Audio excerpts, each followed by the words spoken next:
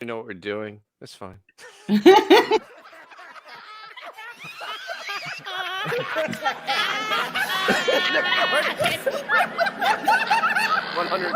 right. Oh, okay. Let's keep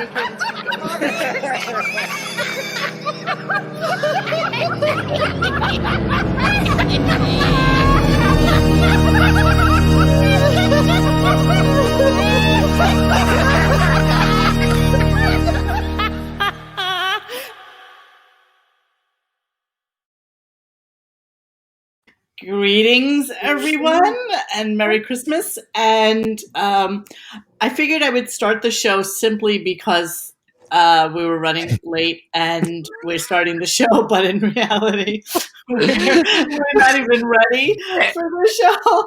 Every show is like Every show is the fucking first show. And so here's what's going on, and it's by no fault of anyone's, but, John was cleaning out his clips. This is the cleaning out the gunk junk clip show to end the year with, and this is all the shit that we didn't get to during the course or of... didn't fit in, or didn't... Whatever, didn't get to, didn't fit in, whatever it is. And so John is sending... John, I can't believe you can't just throw these all on SoundCloud, like, as we're talking, and then I can start... I am, but SoundCloud can't play videos. Oh, that's okay. So the MP4s, I'll take care of figuring out. But if you can get the MP3s... I am. I'm actually uploading it just in case. But I forwarded you back, and it's like this stupid permission thing you have to grant, which I've never needed before, and I have to grant you permission to open it. Like I'm fucking Mueller, Robert Mueller. Decent. He needs a SIM card. That's the problem.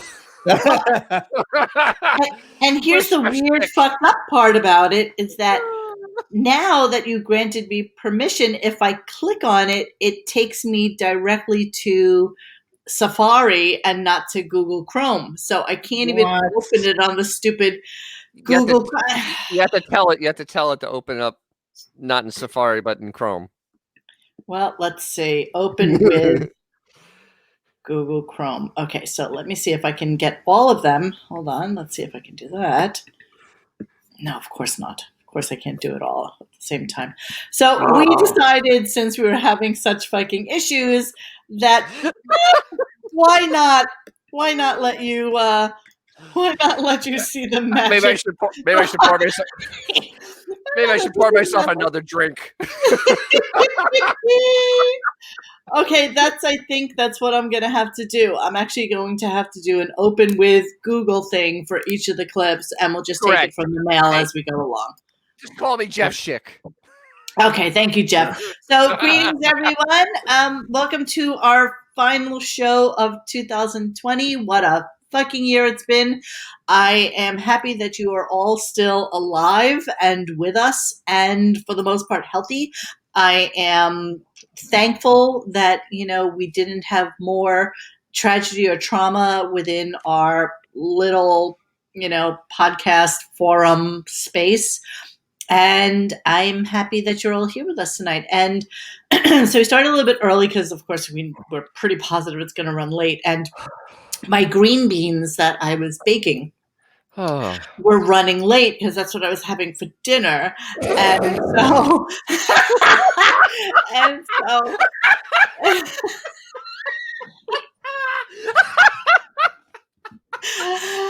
yeah. So, well, what was worse was that, so I bought a bag of green beans because that's what I was kind of craving tonight. So I bought a bag of green beans, and I thought for surely all I would have to do is throw them in the microwave. These are like microwavable fucking green beans, but no. They just happened to be in a bag. They had to be rinsed. They had to be fucking snipped. I had to wait for the oven to get to 425. And it was just... I roasted them. They're so good.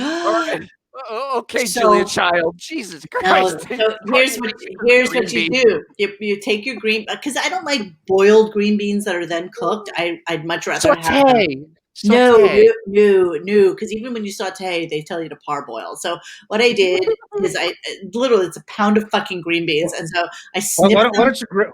Why don't you grill them like Howard? Okay, stop that right now. So The what you gayest do conversation. is you put them out on like a sheet pan, and the oven's at 425, so roasting temperature, and then you drizzle them with Beer olive can oil. And I usually use my Goya sazon for vegetables. So that's my secret ingredient for fucking everything. So Goya sazon for vegetables on top of it, and then some shaved lemon. I don't even want you to laugh at me, you fuck. You Some sound like James Lipton. shaved Goya lemon zest, sazon. shaved lemon zest, and some cracked pepper. And then you roast that in the oven for like 12 minutes, and then you toss it a little bit, and then roast it for another 6 minutes. And that's why I got in trouble. Hence the text to you guys saying I'm running 15 minutes behind. all over green beans. And then you put them in a bowl, and then you cover them with Parmesan cheese, and you mix that up. And it's fucking delicious. It's just delicious. I made a spinach roll. If you do, this is Ginza. That's way too much. You got dough. You got pizza dough. Sausage. I had Boston Market. It was quite delicious. It was chicken. I didn't have to roast it in the oven. I had vegetables that were already cooked for me, and some mac and cheese. It was quite good. I didn't have to wait there. The Todd Gurul comes with a whitey bulger. It's 2 portions, but it was green beans for 2 for 1. So I just it down. It was fucking delicious. I highly recommend it. Gina Bobina's Nana is rolling rolling in her grave. Wait, what? That's a Canadian grave. Roll with pizza dough. It was you love it. It was pizza dough, spinach, sausage, manicotti. No, I'm sorry. Ricotta and mozzarella. I'm not. That sounds like a whole meal, unlike a thing of green beans. I'm not Roberto Benigni, Dennis. That sounds very good, actually. better than a tray of green beans. I know. I was running a little behind today. I don't know what happened to the day. Just got away from me, and all of a sudden I realized that I called this fucking thing for 7:00, and I have to eat before we do this, because then I'll get really, really angry at hour 3 and not be a happy girl. So something had to be done. Okay. Welcome everyone. We're not really having technical difficulties, because technically we're all here and ready to do the show. But we might have a little clippage issue, little clippation problems. Thank you, Maxwell Lord, for coming to tonight's show.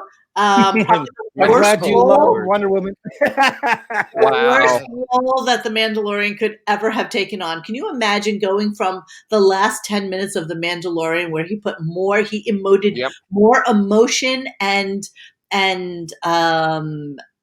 contemplation and everything than all 3 Star Wars movies prior to it, and then he shows up in this fucking shit show of a movie. Quite possibly the worst movie I've seen all year, and I've watched a lot of shit this year. So Jew Broad saves the world in a bad movie. I know. Jew Broad with a bad accent and just horrific acting, and Kristen Wiig turns into fucking a character from Cats. I mean, just everything. Cheetah's a real character. Cheetah's a real character. Cheetah, that's Cheetah's a real character. None of it's real. It's just that she was a real character. If that's real character, certainly could have developed more. They stole the whole Infinity Stone, Cosmic Cube, Tesseract wishes from Marvel and Thanos and the Infinity War movies. So you're right.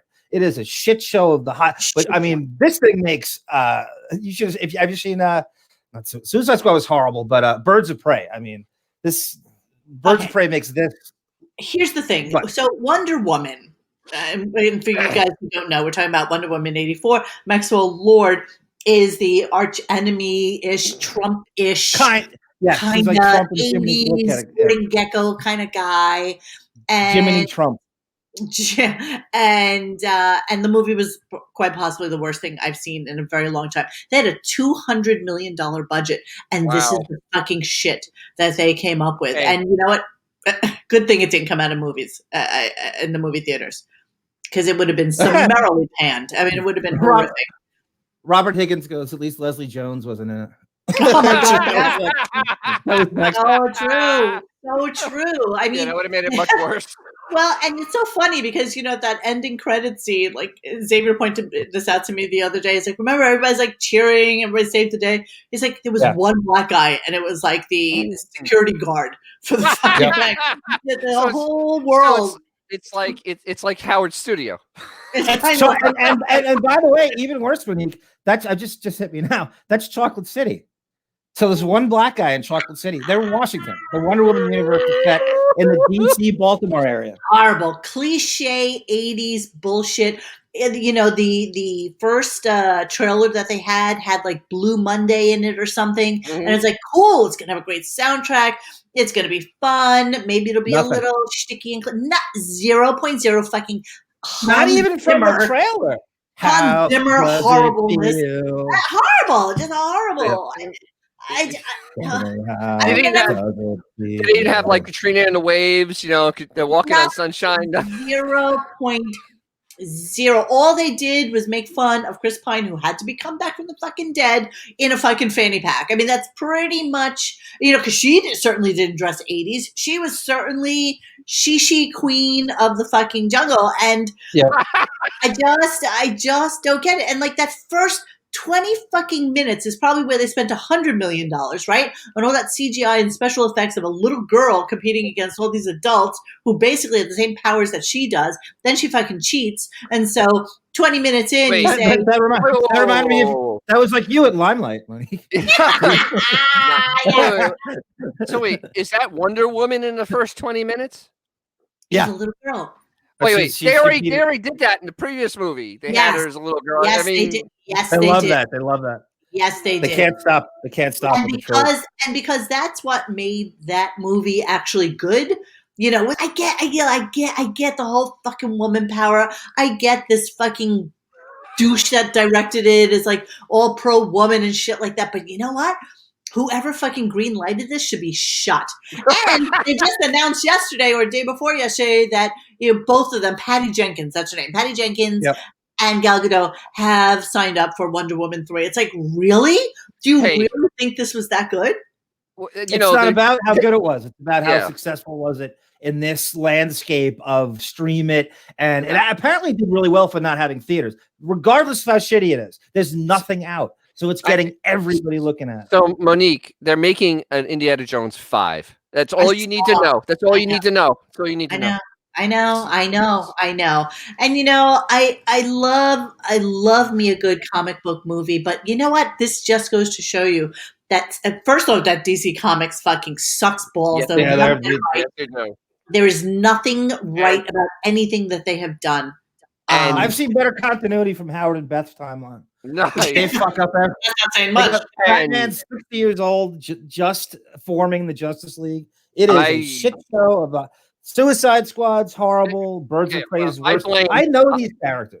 I blame the American public for letting Suicide Squad be a success. That's why we don't get good movies. It's the Harley Quinnization of DC. Now here's what happened with Suicide Squad, as we all know, and I hate even having this conversation and knowing this information, and I blame Xavier completely. But what it is that when Deadpool came out, which was phenomenal, and it was really, it kind of shined a light on being able to do R-rated superhero movies where a character can basically say, go fuck yourself, right? So Suicide Squad had already been in the bag. It was in the can. It was edited. It was good to go. And they were like, fuck, here we are with our simplistic PG-13 movie when we could get a little bit saltier if we wanted to. And so they went back and reshot a shit ton of stuff on it. So if it was a $200 million movie, it wound up being a $250 million movie because they had to go back and dub in a little bit spicier lingo to it. And they just fucked the movie up. They just, I don't know. I thought it looked great in the trailers, and I thought that sucked too. Well, and then you're so right. Suicide Squad was the answer to Deadpool because DC was being accused of taking themselves. It was too dour, too dark, It wasn't work the Batman v Superman tone, and so they needed to lighten up, and that's what they came up with. You're right, Robert Higgins. Deadpool with anyone other but Ryan Reynolds probably would have sucked too, Yeah. and you're probably right. Okay, so we are going to start this show, and I'm sorry I have not looked at any of the comments since I've been blathering over here. Oh, you missed some good ones about the green beans. Yeah. Oh, I just read Biznix asking how many was it for and how many calories. That's all I got. No, I missed out on a lot of stuff. Yes, you did. Cindy Lou Clooney's Batman wasn't even the problem. It was Joel Schumacher directing it like it was a fucking 4th of July party at Cherry Grove. You can't blame Clooney on that. Clooney isn't. Clooney, he just wasn't. He'd be fine as Bruce Wayne with the right guidance and right. It's not his You know fault. what? This movie just goes to show you that with bad direction comes bad acting. Yes. You know, I mean, Yes. for argument's sake, you had like a Star Wars movie that had Samuel Jackson and Yeah. what's her face, that cute little Ewan McGregor. Jewish spinner. Yep. Oh yeah. Natalie Portman. Horrible, but then put them all into like that Thor movie where they had great direction and it was a great movie. Because by the way, Natalie Portman from the same high school as Susanna Melendez and Mary Delabate. Really? Really? Yes. Yep. That's what we got. Wow. Any town on Long Island there's major celebrities from. I don't want to hear this bullshit from AJ Benza where he goes, how does a kid from West Islip, New York end up with a book in Harvey Weinstein's office? Because you're 5 minutes away from an actor. Exactly. You know who wasn't from Long Island though? Ilaria. Can you, by the way, yes, can you explain? I did not dig into that, so I'm a little into this. So can you please give us a summary on this? What a goddamn rabbit hole I fell into with that. I have to tell you. What is going on with that? Please explain. Hillary. Ilaria. So here's the way it started. Some girl on Twitter says, okay, bitch, with your fake, Spanish accent. And, rumor has it that you're not even Spanish. And I hear myself. I don't know where I'm reverbing from. But so she decides to respond to some random chick. And a 7-minute tirade then, is like, well, just don't forget Spanish people from Spain are white, in fact, and just lie upon lie upon lie. And then people start digging into it. Now, apparently, this has been on the rumor mill for like a solid 3, 4, 5 years, where people from her school was like, this is bullshit. She has no accent. She's from Boston. I never even remember her going to Spain when she was a kid. But here's the thing. In the same realm of Beth and Katie Lee Joel. Bingo, yes. bingo. Oh my God, I have no idea who you are. And so she knew the guy who owned the restaurant that she happened to be at. And she said, promise me next time Alec comes in that you'll let me know and I'll run over. And so and she pretends to not follow pop culture. She barely knows his film. Isn't that her rap? That she doesn't. Well, no, her rap was that she was from Spain and that she grew up without TV. Yes. And so she had no idea who he was. So, of course, to an egomaniac, fleshy slob who allegedly has a very small penis, because if any of you have been following this podcast for as long as we've had it, my girlfriend's best friend had a crush on Alec Baldwin for a very long time. And at a point when he was single, she met him out at a club and decided to bang him, and apparently he has a very small penis. So the fact that he can actually birth 5 or have 5 children is shocking to me. He was a busboy at Studio 54. Are you sure that they're his? I mean, it could be the pool boys. I'm pretty sure that they're his. Because you know what? Ilaria is out for the fucking money. She has solidified her being able to get all his money when he fucking drops dead.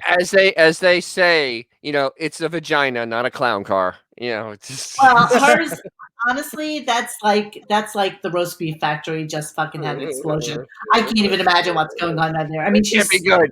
She's gorgeous, as she really is. But as I went down the rabbit hole, a lot of people are saying she's completely anorexic, and the reason that she keeps having babies is because that gives her an excuse to eat, and so that's the only time she actually really gorges is when she's pregnant. But basically, she's anorexic and tries to basically say that, this is my natural look when I'm not having kids. She's a complete attention whore, and nothing makes me happier than this coming out and her having to defend herself, because it's so stupid, that any of us would care. But you know what? It's fucking 2020. There's nothing else to do. We go online, we look at gossip, we see what's going on out there, and we go into fucking rabbit holes. And I fell deep into the Ilaria rabbit hole. Both of her parents are as white as a human being can be. Wow. I'd love for little Doodle to fall on my chest hair. No, it's just a weird. But isn't it so typical, Monique? Did she go to those same hotels that Beth and like the Soho Grand and Tribeca and all that shit down there? She knew the owner of this restaurant. She ran over there when Alec was there with one of his friends, and apparently they got introduced, or she introduced herself. She had the cute little Spanish accent. She's a little bit of a fucking fidget spinner, perfectly up his alley, because apparently he was way in love with Salma Hayek, and this was for him. So she gave him the story that she was born in Mallorca and that she moved to the States, but she's just Mallorca. She happens to speak Spanish really, really well, but you know what? Which a lot of people do. That's like a lot of people do. And if you're going to bag yourself the multimillionaire and be a fucking breeder. So that's the other thing. She has 5 kids. She's had 3 miscarriages. Jesus. So that's a total of 8. Really? 8 pregnancies within 5.5 years or 6 years. Yes. It's been that short amount of time? Holy shit. Last time she miscarried, she was pregnant 2 months later. Yes. Fucking cats have kittens slower than that. Bunnies have kittens slower than that. Rats have fucking babies slower than that. So I think there's some sort of mental instability there. Plus the attention-grabbing yoga posing thing. It's somebody nobody would care about unless it was all over Twitter for a hot minute. But it was a fun thread to make, and I completely enjoyed bashing on her. And again, she's a stunning girl. She would have married well regardless of the Spanish accent or not. But she had, I guess, Alec in her sights, and in the Beth Katie Lee playbook, she feigned no knowledge of. And meanwhile, Beth, swore that she never heard the show. Meanwhile, she called her mother immediately because her entire family listens to her fucking show for 20 years. But no, that was not a setup. We digress. So Hillary really did bag herself a whale. She really did. Has Alec commented on this yet? Has there been any? Yes, Alec actually came back and commented on, you people need to get a fucking life. This is none of your business. I know exactly who my wife is, and I don't give a fuck about what you say. Dorian Morgan, perfect comment. Tanko is jealous, absolutely. That fleshy piece of shit. Yeah. Tanko from New Jersey. Oh, how sad is she?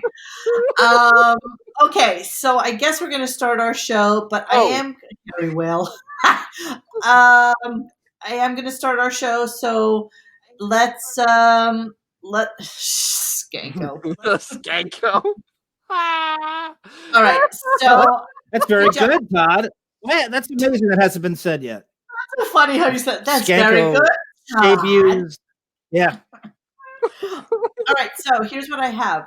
And again, I think these are just super random clips. And Johnny, you're going to have to set up each and every one of these because I know that you have some.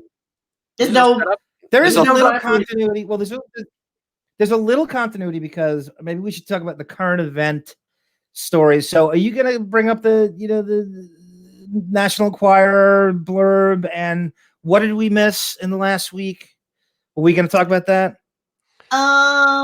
Okay, we can bring up the National Enquirer thing. I'm not necessarily sure what else we missed out in the last week. Other than last week, Scott DePace getting fired because he doesn't know how to read the fucking room.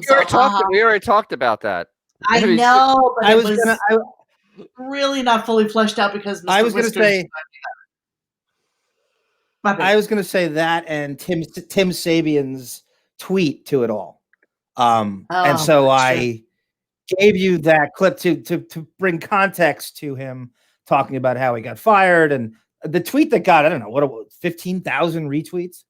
Oh yeah. When Tim talked. So yeah, actually, boosted our memberships, by the way. Yeah. Because he CC'd But you us had a in nice that. exchange with him, and then right. So he got a wind of it. He wrote the article. He wrote charming. I don't have the tweet in front of me. And he talked about how he got fired when he told Howard. And I can't imagine. I mean, the sociopath, to be in therapy and this is how you treat someone. I mean, could you, you're supposed to improve and evolve as a human being. And this is how you treat this guy who take a bullet for you. You fire him the day he tells you he's got to care for his parents who are on their deathbed. Both of them have passed away since. And you fire him. Is there any worse thing you could do to someone? And so Sabian commented on that through Twitter. And I sent you the clip of him on Artie's show explaining it all. Hey, to Artie. Because I kind of thought that he had said it on our show, but then it kind of dawned on me that we probably just talked about it in. He said it to you in private. Yeah, and then he said it to Grillo to you. I think you were there with Grillo. It seems like you do a lot of things where you run around, and the guy hadn't actually done our show, but he'd done Grillo, and you were there, and you're the one who hooked them up, or he did Stuttering John show, and you were also there. So he didn't actually do our show, but he's told that story, I think, 3 times. Right. So it's nothing that nobody knew about if you listen to any of the shows. But I think a lot of people haven't heard him explain it in detail. I think they need to hear. I think it's something that bears repeating, and how it all went down. Because when he does it to Artie, it really stings. He really lays on, and he's a little angrier here than even in the beginning. He's not having it. He's not. There's no quarter given. He is not saying Howard's a genius. He's done. He's done with him. Well, let me give you a little bit of context to it. So the article had come out in the Post, which we had discussed last time we did a show. Mm-hmm. And it was basically saying what a cheap bastard he is, especially since the thought and or rumor and or lie is that he's making $100 million a year on this new contract, which I think we're all in agreement that we don't believe. No, definitely not. Right. So he did that. And all right, hold on. I'm going to pull up his tweets.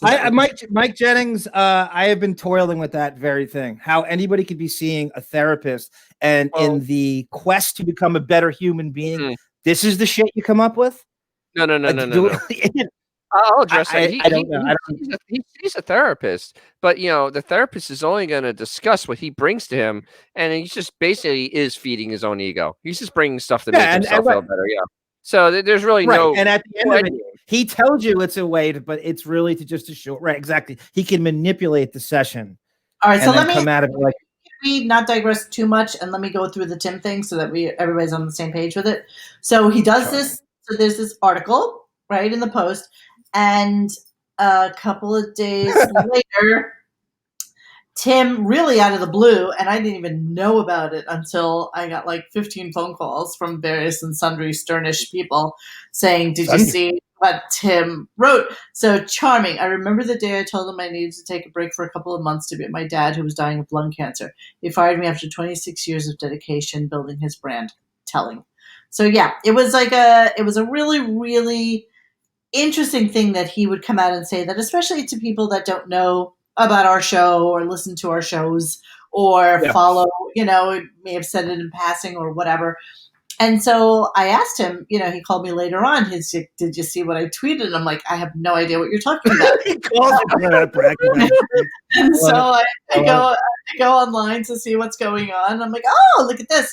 And yeah, so I was like, "Well, okay, good on you. I'm happy for you that you actually were able to get this off your chest." And I think that it's important that people, give credibility to the story by having you pile on top of it, because, Grillo's been talking about this shit for forever. John talks about this shit forever. Yeah, I think Scott was the missing link. A lot of people didn't realize that, Howard gave nothing towards that GoFundMe and shit like that.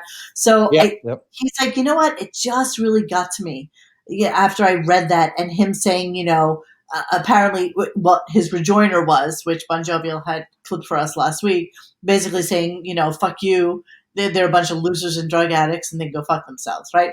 And he's like, I just really got upset. It really made my fucking blood boil that he would say that after all these people had given him years and years, everybody included, especially Scott, 30 plus years. Right. He gives you fucking heart and soul to this fucking guy who gives you nothing in return but says to you, go fuck yourself.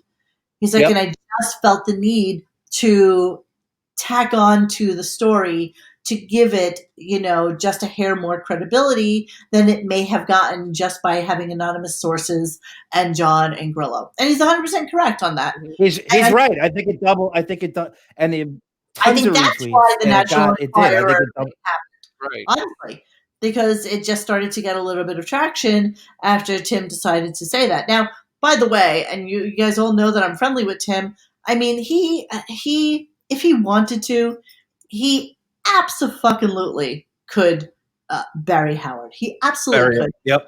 But he's not going to do that. He's not going to do that. And, he had an amazing job for, an extended amount of years. And he's like, I didn't go for the fucking job. He called me. He wanted me. He made me come to New York.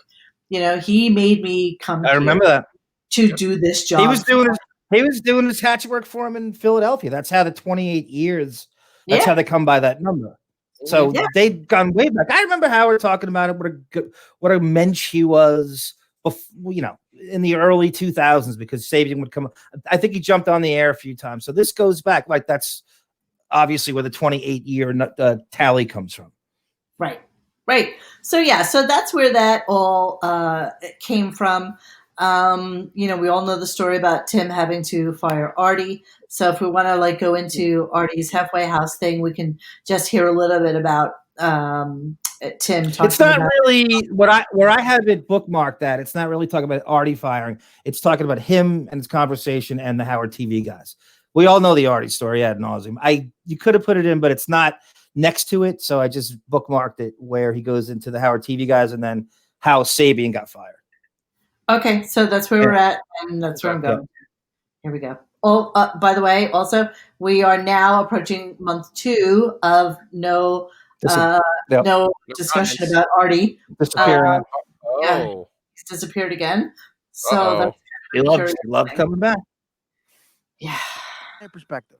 Those guys were loyal soldiers to him, man. Everybody underpaid, was. like pirates. The E-Show guys knew his sense of humor. Guys like Doug Goodstein, DePace, Robin Radzinski, Ganji, Richie Wilson, Isaac, all these guys, like they knew the show. They knew what made him laugh, and they made him laugh. They made a great show, and he fires him on the air. That's how they find out. And so now it's almost like the new era's here, and Howard's changing. And a lot of geniuses are like this, and Howard is a genius. He's got a level of a brain. They have the ability to cut you out, no matter how. And you were important to him, but now he's got a complicated life, and now my new life is here, and now you're cut out of that process. He had to do it with me. It was all my fault. I argue. By the way, can I just throw out? I just need to throw out there that. The show, they knew what made him laugh, and they made him laugh. They made a great show, and he fires him on the air. That's how they find. How do you? I was just gonna say that Mike Bichetti looks exactly like Fishy Sausage on our forum. Yeah. You really Beaker from the Muppets. He really does.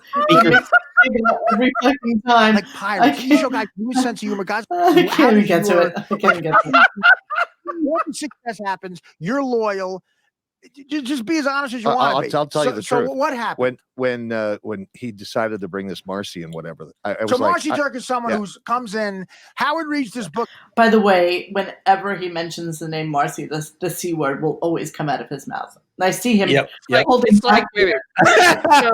So that's his Niagara Falls. By the way, you said the NDA was vanishing, right? Is that an end of the year thing with Tim?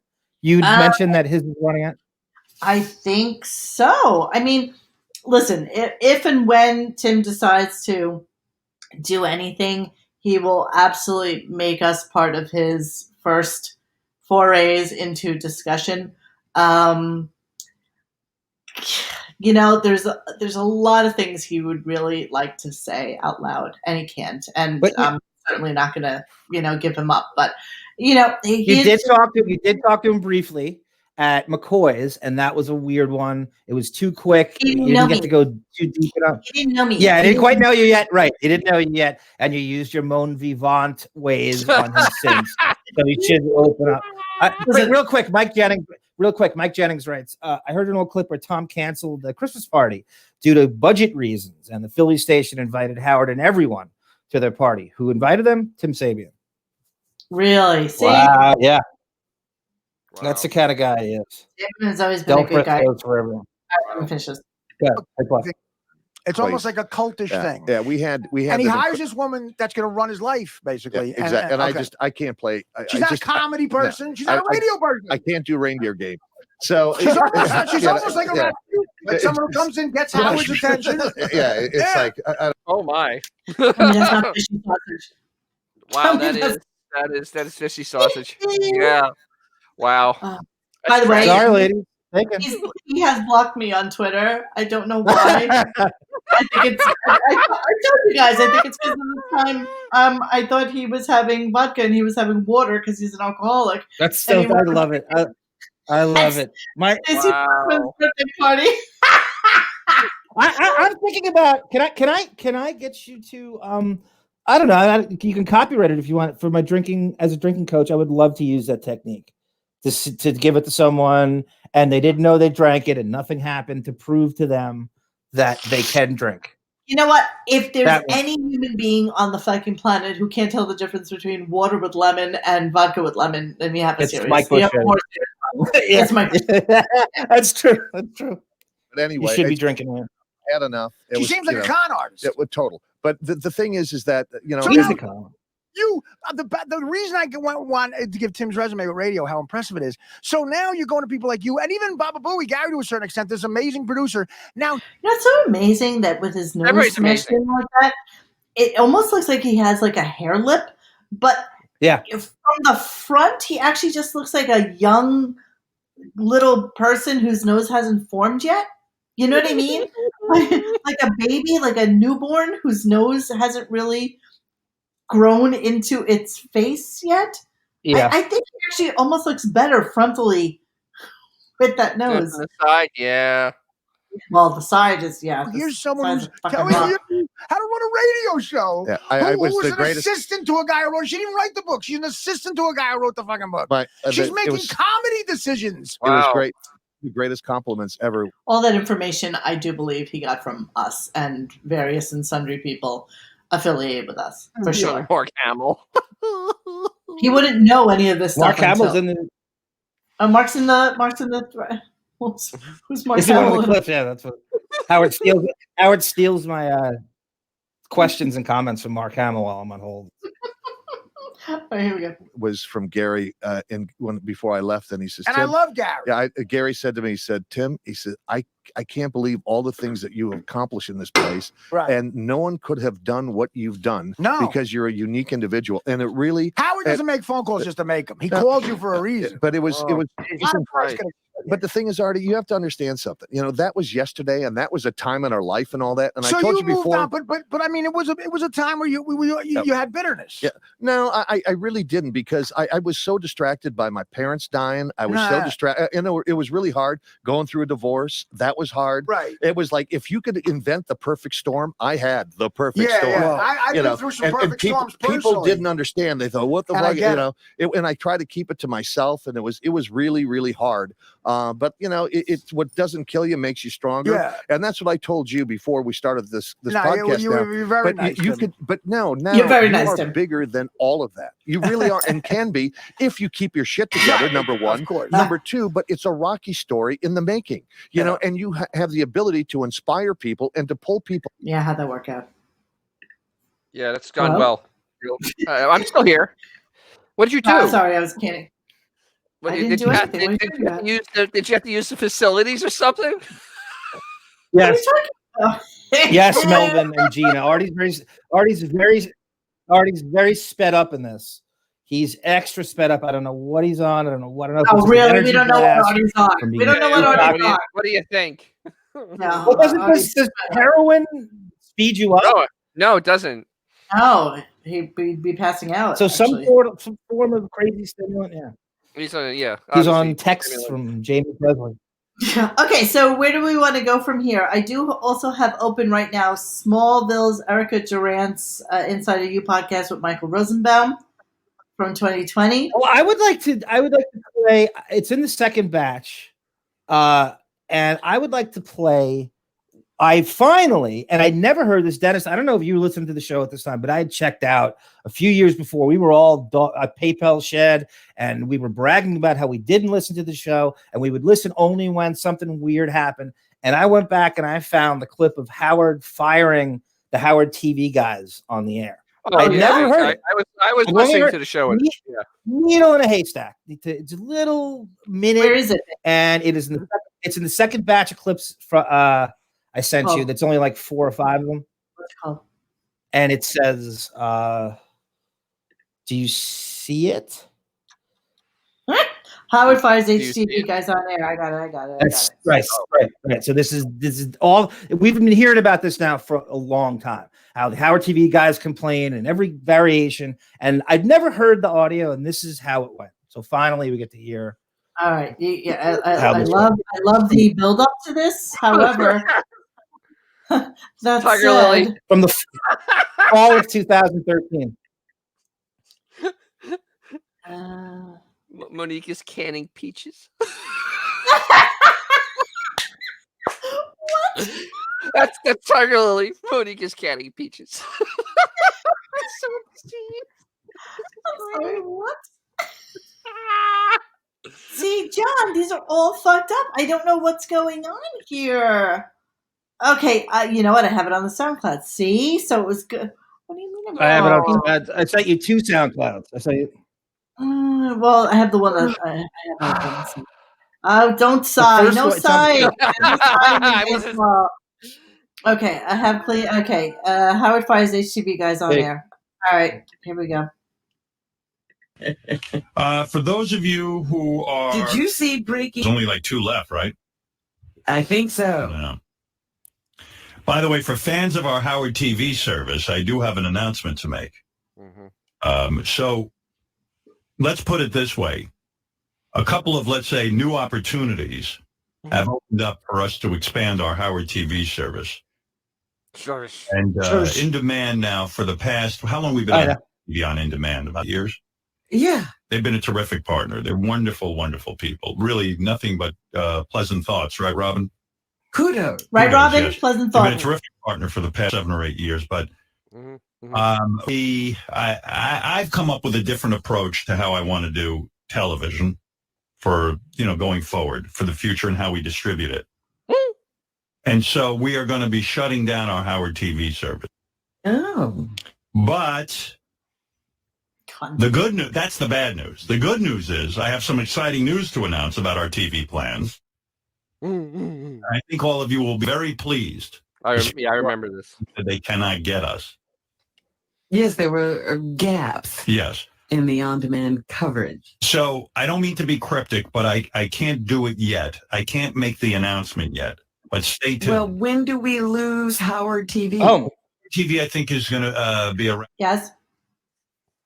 He's got the Daffy Duck dentures. Everybody's noticing this. Yeah. Suffering succotash. Or so. Okay. Okay. And then I can tell you our plans. Things should be together by then. All right. No, but what it involves then is we have Howard TV for 3 more months. Yes. So the people who subscribe to it have it for three more months. I don't think new subscribers can come in.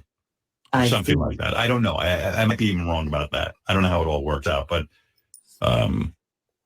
Like he doesn't fucking know, douchebag. Actually, he knows everything. This was him working that deal with Sirius to do that shit online garbage. Hey, How do we do everyone?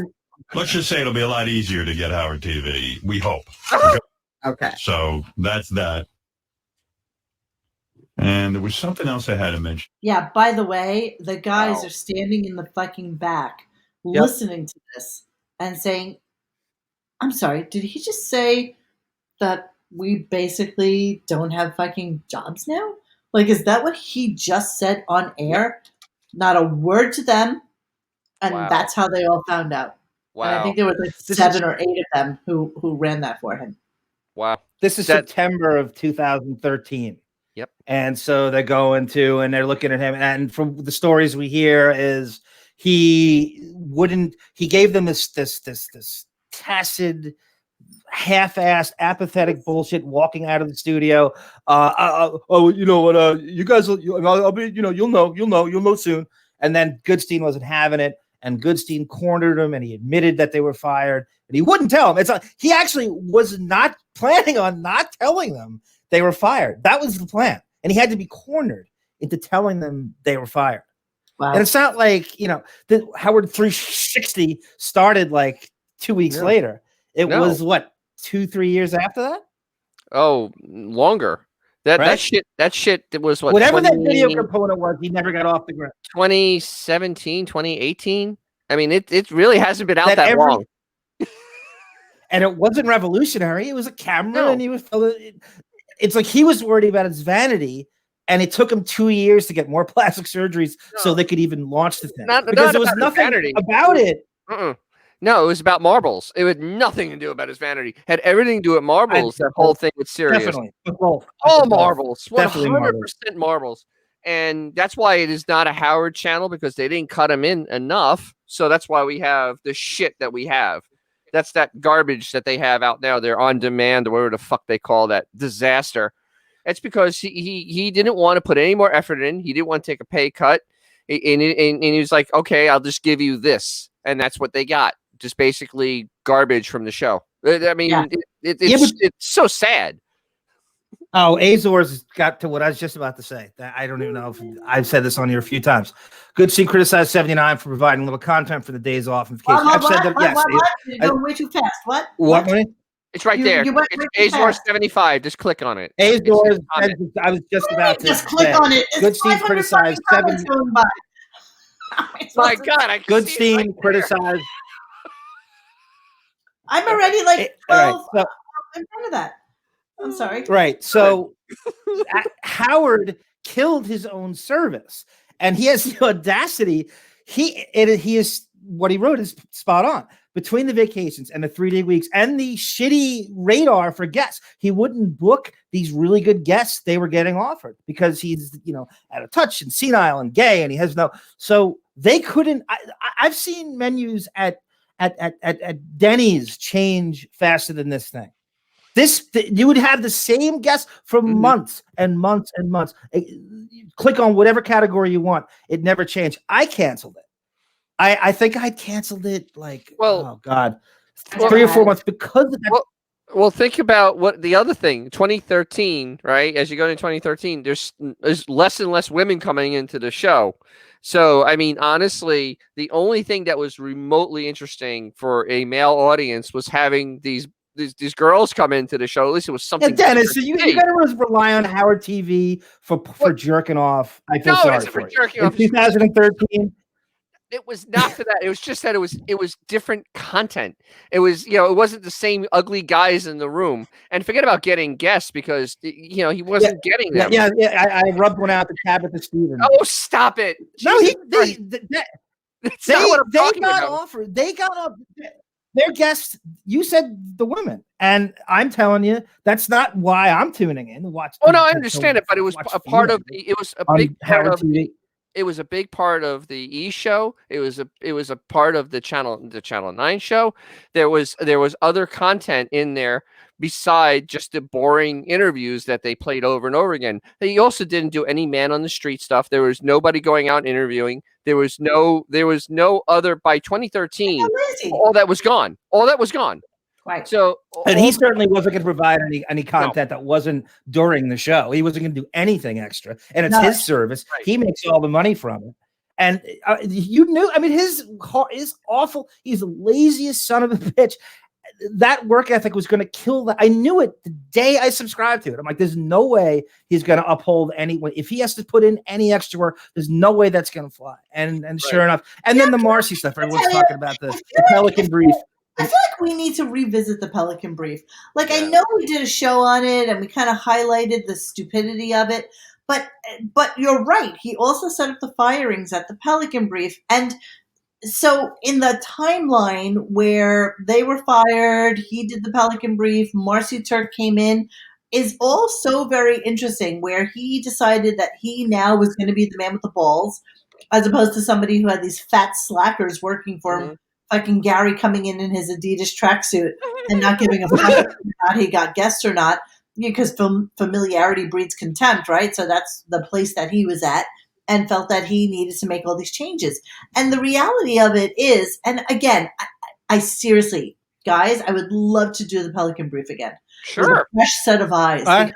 Yes, fresh. Yeah, with a 2021 set of eyes.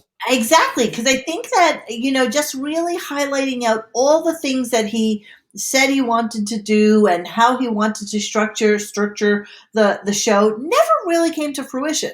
Like, none of it came to fruition. None of it. One of the strange things about that video, and I will talk about it when we do it, but I don't know why. You remember when Steve Brandano stops and stares into the camera? Mm-hmm. That he knows it's being recorded. It was the strangest thing, because he's on the show now, so he kind of played like a part in this. No, they knew in some way, and he was kind of like giving. Sure about the Pelican Brief? No, they all know recorded. Yeah, of course. All of them knew it. Yeah. Yes. Yes. Everybody knew it was being recorded. Everybody. He wanted it recorded for posterity. How dare you? How dare he put together a whole fucking PowerPoint presentation and not have his words, heed my words. I mean, this is being recorded for posterity, and this is something that they as a crew looked at and snickered about for months afterwards, because he honestly ever came to fruition. He honestly felt it was his Patton moment. I mean, honest to God, like Pat at the beginning of Patton with George C. Scott giving that monologue. That's literally in his little mind. That's 79 fucking IQ. I thought he was giving the greatest speech in the history of mankind, and it turned. I mean, honestly, Tony Robbins. It was brutal. It was so full of structure. The GIFs are great.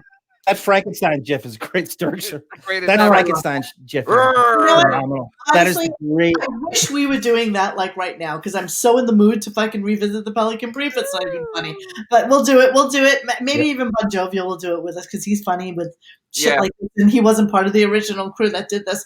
So I think it would be fun to revisit that. If only part 2 existed. If only. So I'm just going to go out on a limb and tell you guys what I know. And what I know is that nobody can get a hold of that part 2.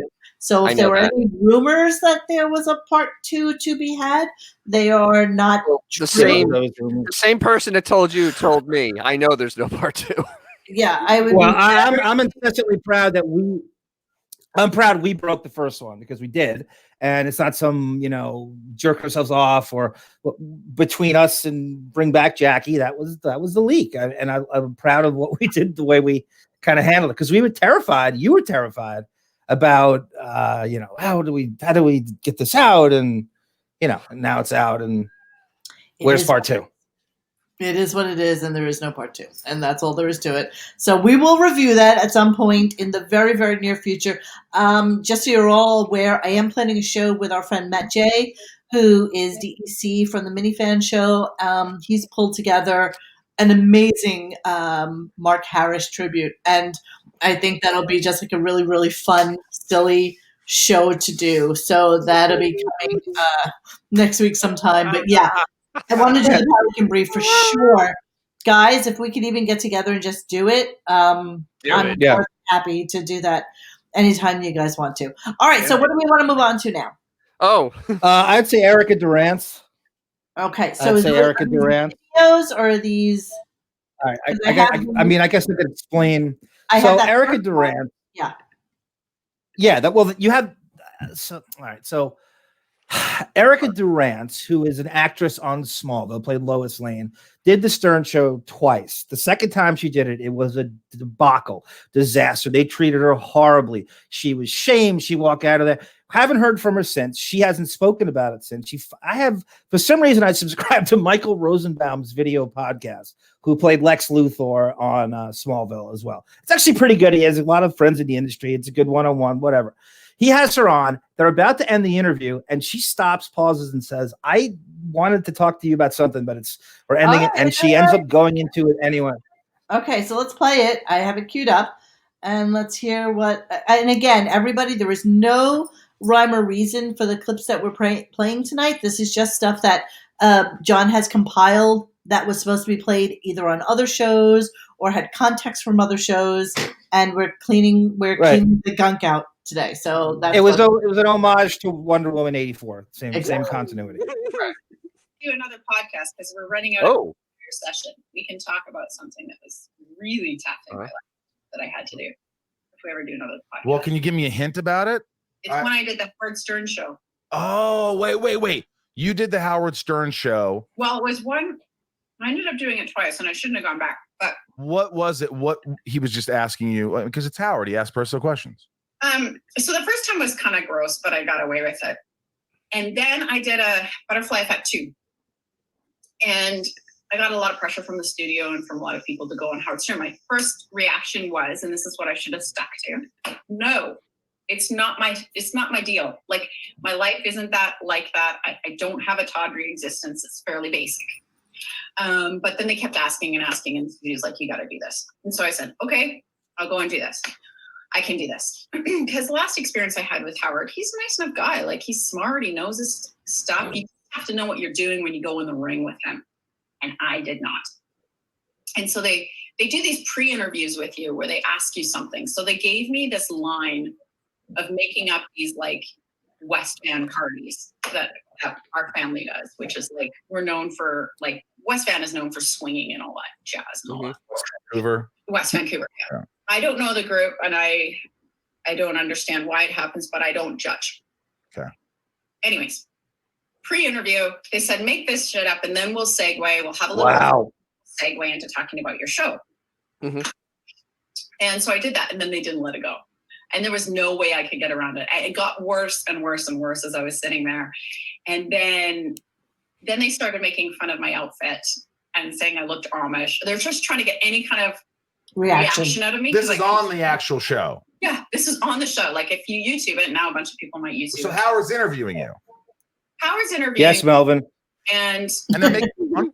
Oh yeah, because they realized that it wasn't me. Like, I was trying to play this game. If I had been like them and known how to work the room and stuff, they probably would have chilled. But the worst experience of that, and I cannot believe I didn't birth. I don't know why I didn't leave. But he had two cronies. Cronies?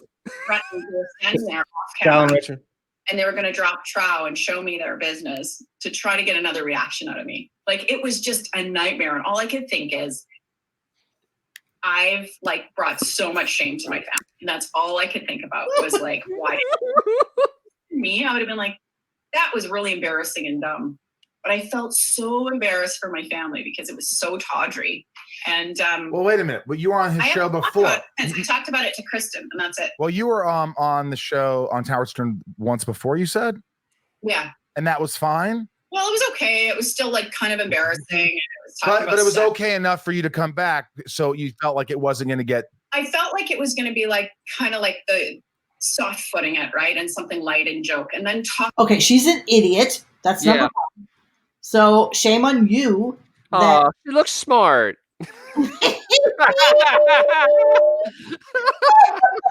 Oh, she's a nice Canadian girl. Come on, she's like Gina Bobina.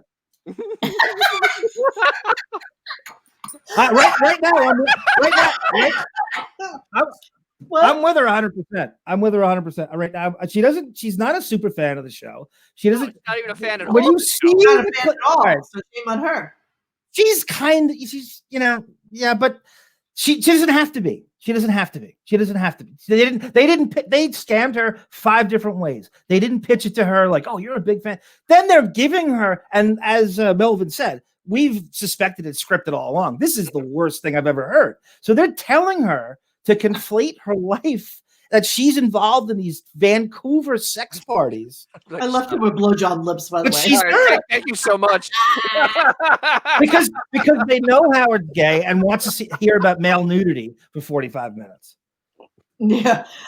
Okay. So should I go to the Sal and Richard, or should I continue with this? So if you want, I mean, she continues. She's. I gotta be honest with you. We have 700 clips to get. Yeah. Okay. We'll go there. But this is 14 years ago, and she's still trying. This is the first time she's spoken about it. I have been obsessed with how and what she's thought.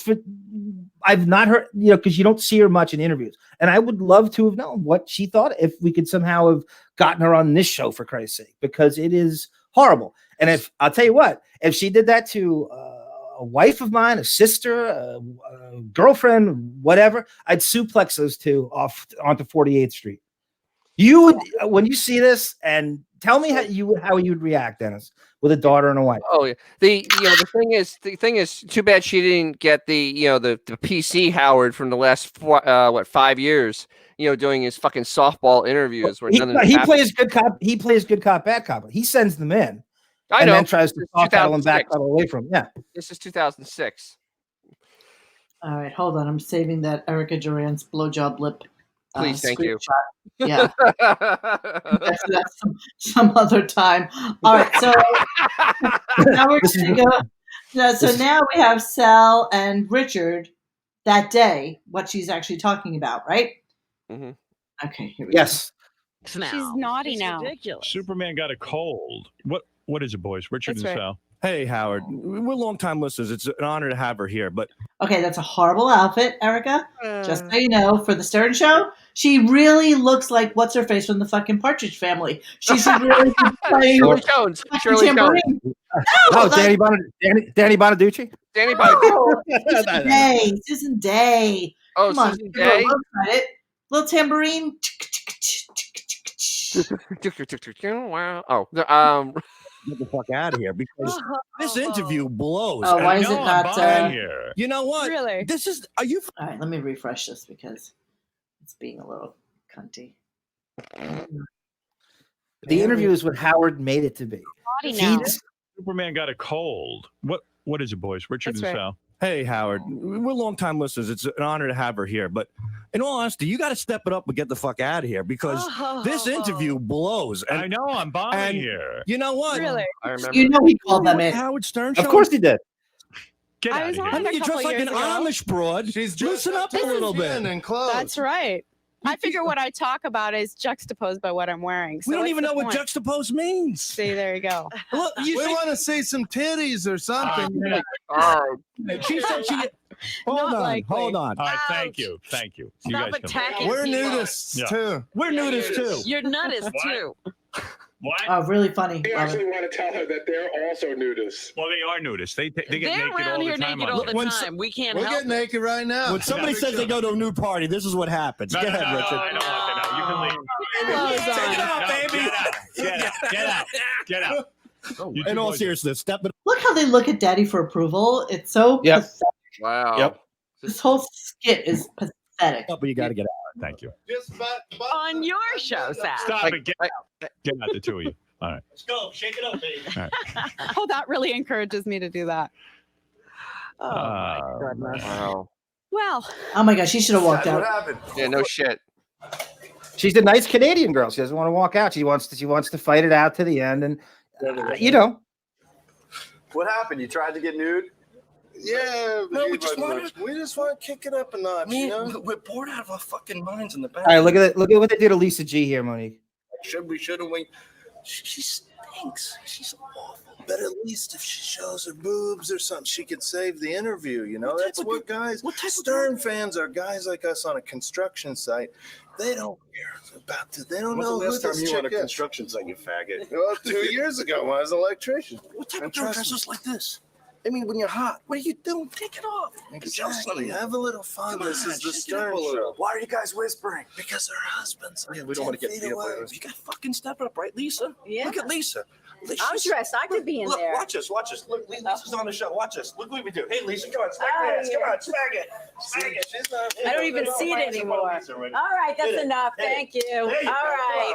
Look at all that hair. Put a microphone. Oh. Go try that at your workplaces, guys. Pull your pants down. And Okay, so number one, they're actually recording this, but then they also have to have the news person there to record this because this is now news. I mean, the whole premise of the news team, which is another show altogether, is so fucking pathetic. And the fact that he would just like shove his fucking ass in her face like that. We got that. Yep. Wow. Super gross. Oh my God. Wow. I'm sorry. I was just stunned. I was just stunned by Lisa G's D cups. So Yeah, really, that was a really like a wow. People blaming her. The worst thing is they gave her this horrible storyline, and he can't drop it because he's such a 79 IQ. He can't like research her on his supposed favorite show. He can't think of interesting questions. Mr. fucking King of all interviews. He's supposed to be the best interviewer, and that's the only fucking thing he can fixate on because he wants to hear about penises. He wants to hear about Vancouver cock. Is the only, and how does this show stoop any lower? It is fake. Yes, it's all wrestling storylines. We've been saying that forever. There's your proof. She said, she's telling you right there. It's fixed. It is scripted. There's nothing real on this show. And I like when people try to argue with me that a segment was scripted. Yes, it was scripted. There is nothing organic. There's no more proof than that. There's no more proof than that. They're making up a life for her. Yeah. Because they're trying to please the gay boss to talk about male nudity. Should I move on to Erica Durant's too? Sure, why not? I like it. Those two clips. I'll just say what they are. This is what happens backstage with her. They're trying to apologize to her, and she walks out, and Gary's trying to, do damage control. Wow. Here, and this is after it. You can see she's like on the verge of tears. Hard to explain. I'm sorry, Monique. Sorry. This is Howard doing that. This is Howard playing stupid, doing down. She tries to say goodbye to him, and it's just so uncomfortable, so fake. Yeah, if you walked into a dinner party, and somebody said, "Well, clothing is optional," what do you do? I would panic.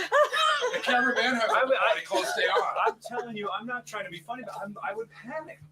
That's Yeah, you why I certainly wouldn't wouldn't make think you about come the to the food. one that's the clothing optional. You could come to the one where everybody's No, I dressed. understand that, but I'm just saying, what if I was in that situation? I don't know how I would handle it. That's what I'm saying. It's a fascinating thing. Okay. All right. Wow. I wouldn't know. You actually, Howard's the one who's boring. She's not. He can't get off this dumb shit. Pleasure to see you again. You too. Erica. Hello. Interesting in there. Yeah. No, Gina, Howard's boring. Party. I'll tell you that much. Were you like annoyed by it? It seemed like it was starting to get to Who's that guy? Is that her husband? That's her husband. There was nothing more to say. That's her husband. Cory Booker. Cory Booker. A straight Cory Booker. Wow. Allegedly. About it. Why do you think he was so obsessed with it? He sees a lot of nudity here. Where's Gary Busey? And it all derives from Classic that. Andy Morgan. So he couldn't wrap his head around the fact that you have parties like that. He couldn't let it go.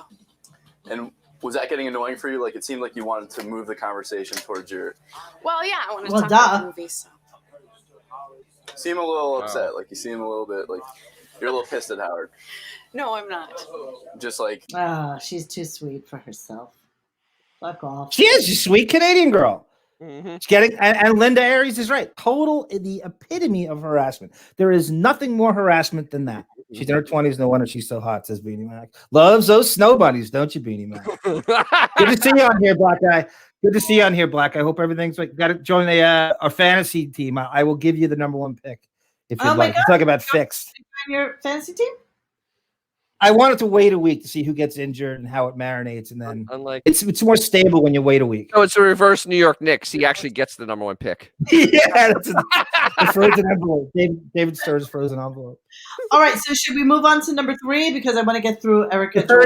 It's her walking out and Gary trying to apologize and She's angry, but she won't say it. Right. She's not in touch with it. Wow.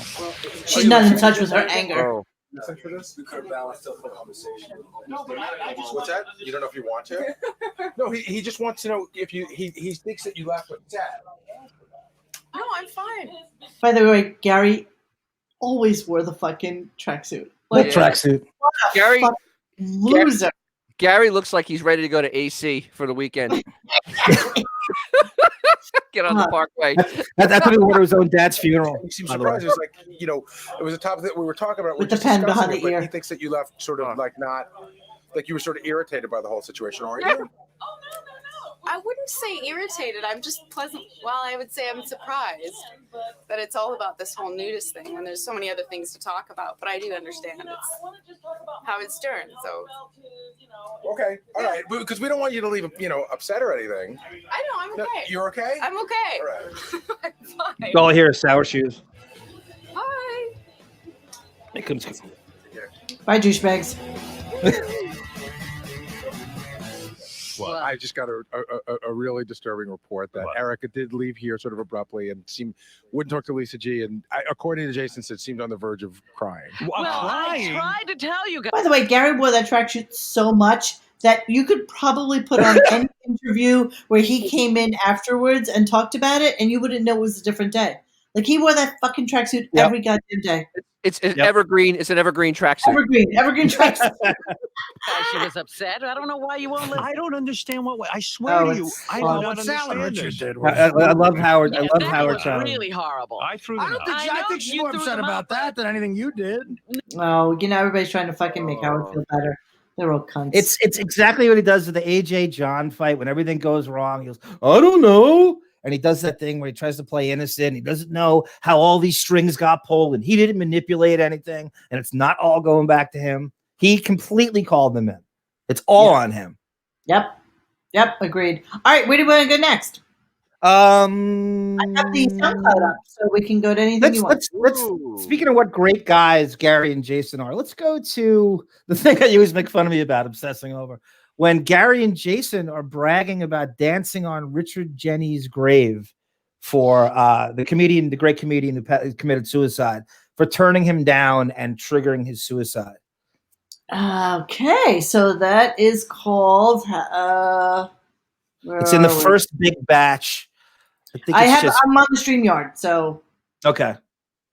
What's it called? What's it called? It's called Jason and Gary. Oh. Dance on Richard Jeni's grave. Okay, that makes sense. Here we go. Okay. I thought it was. It depends on the Gary used to call me Angel of Death. I get, but Jason, like people you've never heard. I like. Are you skipping around or is it me? No, it's not. It's good. Let it go. By the way, Richard Jeni was not the lowest celebrity. It got to the couldn't figure out any different ways to say no. I love this story. Jason has turned bright red. Your face matches your t-shirt right now. It's the greatest story. I killed Richard Jeni. That's how I see it anyway. Jason said no to Richard Jeni like 2 nights before he took his own life, which was really sad. Which is really tragic. And Jason is dancing on his grave and he's cracking up. No, I feel obviously, but the whole when you tell the story, because he pretended not to be him on the phone. There's a whole thing going on. Jason who killed himself 2 days later. Gary's not broken up about it either. Yeah. It's sad. Wow. Oh, yeah. But Gary's like, I can't deal with him anymore. You got to call him back. I said, Jason, you got to call because I can't. I've run out of ways to say no without embarrassing. So the message from a Mrs. Smith on behalf of Richard Jeni. So I call back and a guy answers the phone and I goes, Mrs. Smith there. And he goes, no. And I go, what's this, Jason from the Howard Stern show? Can I leave a message? He goes, from the Stern show? And I go, yeah. He goes, it's Richard. This is Richard Jeni. So then I go, oh, well, we're passing on you for no, we're overbooked, blah, blah. And he goes, wow, Howard's just done with me. Wow, did you just like cut this shit up? That sounds like a Bon Jovial cut. What the fuck is going on? Jesus Christ. I thought also had Jason. I thought I was having a stroke. That Jersey Jew lisp at a mile a minute. So. My eye started like blinking, like uncontrollably, because I don't know what's going on. All right, so let us all just agree that Jason is an absolute giant fucking douchebag cunt face who is only out for himself. Mm-hmm. And yeah, you know what? We meant to play that Richard Jenny clip at least 100 times. Like John has given me the Richard Jenny clip. Seriously, at least. I think it's symptomatic. I think it's it portrays them of who the vile sociopathic pieces of shit that they are. I think that kind of is everything, and a lot of what we said about Howard and Tim telling us, about Tim's parents. That's everything.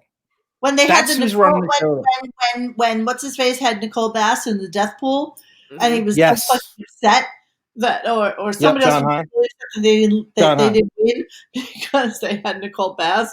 It's just fucking. They're just cunts. That's it. They're just cunts. Absolutely. All right, where should we go now? Because we have lots of clips. I think a lot of people new to our show are confused of why we bring up the red flag list, and I want to. We've played this on our show a few times, Dennis. You've certainly heard this. Correct. When Matthew Berry reveals the red flag list. Oh, I love that. Matthew Berry.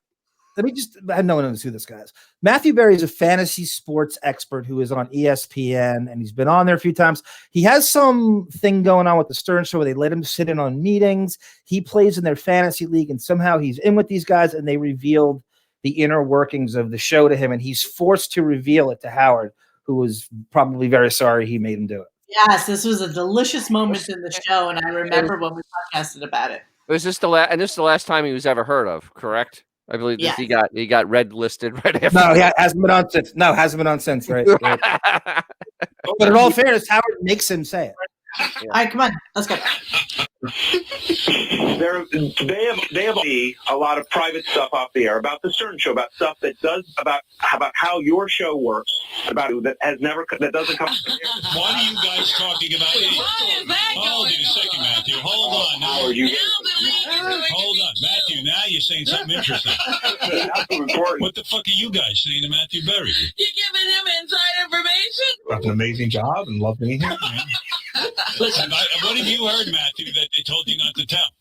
Howard, I have too much respect. No, please, come on. Wow. You make it sound like we said something negative about Howard? And then just leave it there? So go ahead. I wouldn't say that. No, you're talking about... Go ahead, you can tell me. I mean, I know there are certain things that are not allowed to be brought up on air. Come on, Matthew. Like what? You're not allowed to talk about Marcy. You're not allowed to talk about... We talk about Marcy? Talk about the kids. I can talk about my kids. I talk about my kids. I don't talk about that. He just said it. I said that. I just said my daughter got married.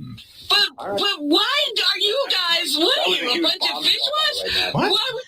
Robin's voice is grating through me. My sphincter is fucking puckering from them trying to be all like, "What are you talking about? What do you mean? We're not allowed to do that." Yeah. It gets worse. I mean, everybody thinks we're crackpots with these conspiracy theories. There it is. Again, they're not. That's why his kids never come up. They're told that. Everybody's told, do not bring his kids up. There's a clip I didn't put in here, and we played it on our show. Do you remember when Sarah Jessica Parker asked about him? Yes. And he couldn't answer. He couldn't give her direct answer about what they did and who they were.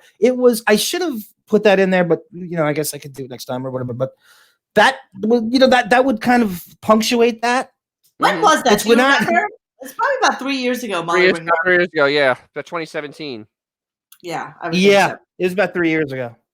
Yeah, that was 3 years ago. All right, where do you want to go next? Let's go. Speaking of Howard's kids, so let's stay on this. I did some research, and I wanted to figure out. Any of you Opie and Anthony devotees, if you have any of their backlog stuff, I would love for you to maybe direct me to the early 2000s when they talked about the fight Allison and Howard supposedly got into at the hospital over Deborah ODing on ecstasy or Molly or whatever. Yeah. Supposedly they spent a great deal of time on this. I'd never heard the show, but I heard them recap it. So it says O and A talk about Howard's kids. And then I'm going to show you, and I connected the dates.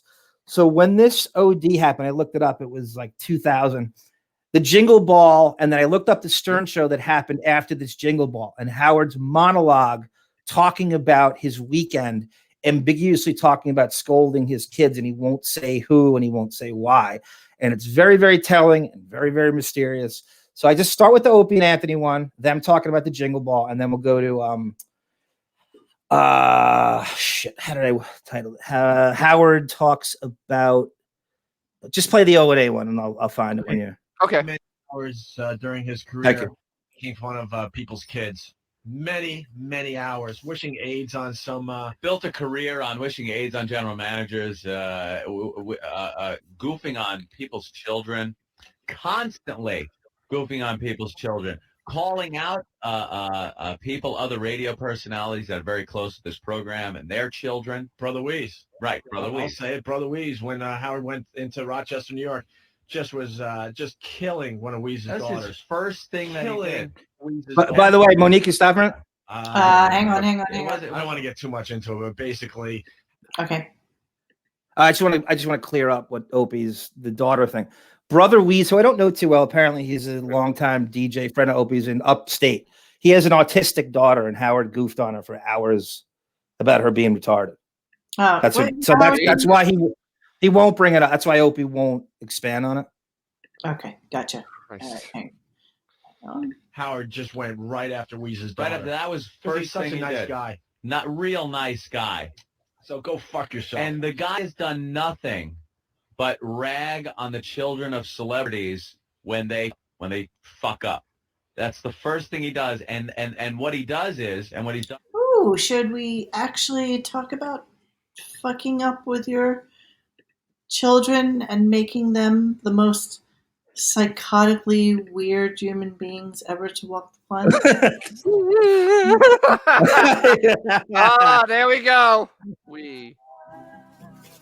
Turn it up. Oh my God. Let's hear this.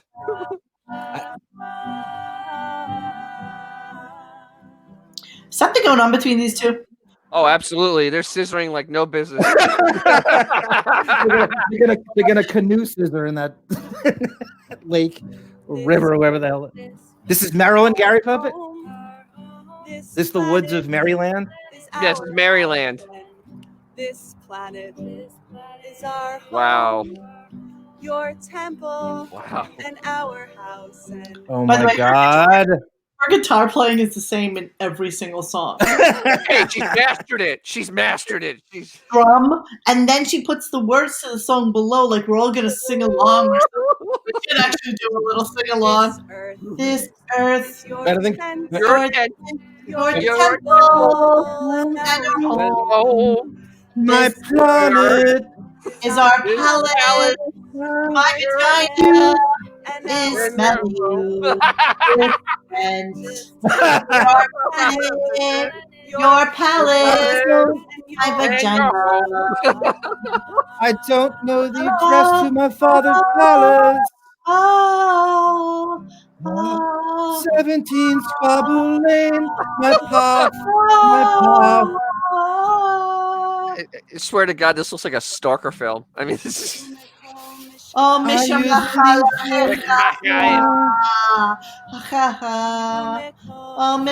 would blow it. I've never used the. Look at those people in the background.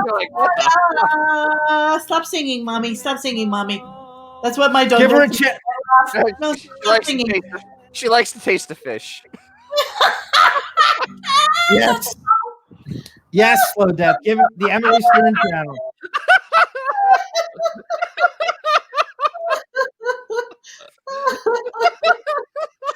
Oh, for fuck's sake. That's the most action she's had since the Madonna play. So continue the Opie and Anthony clip. Continue the Any fan or that was know funny. this. He goofs on the parent and says, what type of parenting are they doing that this child goes out and does this? Well, any type that got into that situation at the Jingle Ball a couple of years back, you might remember that one, where we have police reporting that you and your estranged wife at the time were in the hospital waiting room crying as there was a situation taking place inside. that Estranged Wife? What year was that? This is 2000. This is the fall of 2000. not being there when you're on the air, yelling about your clones wanting your acceptance and using your catchphrase, "Love me, daddy." All they want to do, these other jocks, they just want my attention. They're trying to get my attention. "Love me, daddy. Love me, daddy." Well, you should have maybe taken that "love me, daddy" and turned it toward your children. So maybe your 20-year-old daughter wouldn't be naked with those luscious, huge Jewish tits up on that stage. Of Emily Stern in this really, really awful, way off Broadway play. It's in Long Island. It's way off Broadway. Some Jewish theater group. What kind of sexual, spiritual, sexual, professional, sexual, spiritual. Your temple is my vagina. Breast in Hebrew, shad. God in Hebrew, shad. Shad in Hebrew also means my breast. And my tits. My tits inside, God.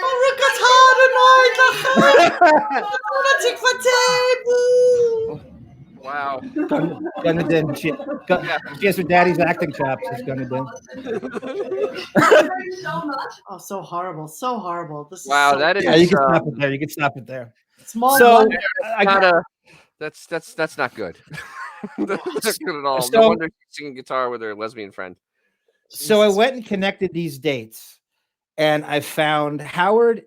It's called Howard's Ambiguous Overdosing Scolding Story, and that's the way the clip's titled. And this is him coming back on a Monday after this, and this is his monologue, as he won't name names. This is how his weekend went. And it was Ashley, correct? This is Deborah. This is actually Deborah. Deborah did that. Oh, okay. Deborah's the wild one. Deborah's actually the wild one. Oh, really? The one that I went out to Long Island yesterday. We're talking about the only one that actually is married and with child, right? Correct. Yes. Wow. Do you do that more than once a week? Oh yeah, a couple of times a week. Oh, I did not know. Oh yeah, and you go out. Usually it's pretty pleasant, but the kids need some disciplining, and it was just like a drag. Yeah, you take that long trip to yelling. Yeah, and I leave and I go, what the hell? I went out there to yell. Yeah. Now, do you know you're going to yell before you get there? It just happened when you walked through the door. Yeah. It was a day of yelling. Oh dear. Long Island one day, therapy the next cover. That's pretty much my life. Today's just a big therapy day. Is today therapy, so you'll get over it? Yeah. Yesterday. I swear to God, I can't wait for my therapy session today. It's like, can the hours go faster, please? Court ordered therapy, by the Weird way. to me because I'm Right. not the custodial parent. I don't get to see the kids every day. So, you go out there, you want things to be nice, but hey, that's not you got to be a parent. That's right. If you're going to be an uncle, you can have her be Right. nice every day. And I can't do that to Allison because Allison can't be the only one being the bad guy. Yeah. So, I'm the heavy. No, you're partially the heavy. Yeah, she's the heavy plenty too. Don't worry. She takes her share of the It abuse. was your turn to be the gunslinger. Yeah. But you know what? I don't deal well with that. I think you know that about me. I'm not the kind of guy that likes confrontation. You're not a confrontational guy. No. I mean, I know that might sound weird to people, but I don't like having people angry. And The whole thing just gets on you. Yeah. I have an annoying fear of that. So it's like, I hate that part of parenting. It's nothing you ever visualize. I know it's a guy. You know how little girls play with dolls, being a mommy and a daddy and a this and a that. I'm moving You don't on. make it Wait. Oh, Monique. He fucking hates every part of parenting. There's no part of parenting he fucking likes. He's Peter fucking pansexual. He doesn't give a shit about kids. No. Oh my God. And I was saying in the chat that he's trying so cool dad, and so he's hooking her up with these Z100 tickets, and only has in those 2 days, and so this is kind of his idea of parenting. I would say that it's on him. Wouldn't it be more amazing if Ralph was the one who gave her the fucking drugs? Oh, absolutely. Well, he's a drug dealer. And maybe he is. I'm saying, ma'am, how amazing would that be? Ridiculous. That's not ridiculous. So the Not next out of leading up line, to the computer. not throwing that into conspiracy theory juggernaut, but I mean, it is a not possibility. That far-fetched. It's not that far-fetched. That's Not all that far-fetched at all. Not at all. right, here we go. Radio Gaga. What'd she say? No, I'm saying she said that the cool parent. I just wanted to give props to who said it. Yeah. Okay. Always away. You got to try it. Turn up the You can cut through a lot of crap yelling. Oh, so in order to not have to do all the other crap, Well, do the shorthand. You help. things are out of control. Ooh, what the kids? The kids are such good kids. What can They're great kids. They're great kids. The great kids. They're the great kids. They're great kids. Yelling at them. They're great kids. I can't imagine them needing. Well, they do a little yelling. Who knows? You know, by the way, I think Is there any doubt? Fred used to over fucking clip sometimes. It's like, enough, Fred, enough. And now he does none. But back in the day, this was him justifying his job, I guess. I don't know. Yep. Yes, it was. And then what happened? I mean, you can't yell for however long you're there. Sure I can. Sure I can. My goodness. We have a great time usually, but once in a while, it's a rough day. Rough day at the office. So then when you come out of a situation like that, what do you like on the trial? Partition goes up. The partition goes up. That's true. And then I begin to call people to That's a Wayne's check World. myself to make sure that I'm Yeah, but such random drops. Like, they're just so weird. They make no sense in this whole story. That was so. Because Fred's not really paying attention. No, totally He's really not. He's just He's so right. He's so right. Well, they don't know what he's talking about. And then I got confirmation that I was right, but it doesn't make you feel any better. What if somebody tells you you were wrong? You turn around.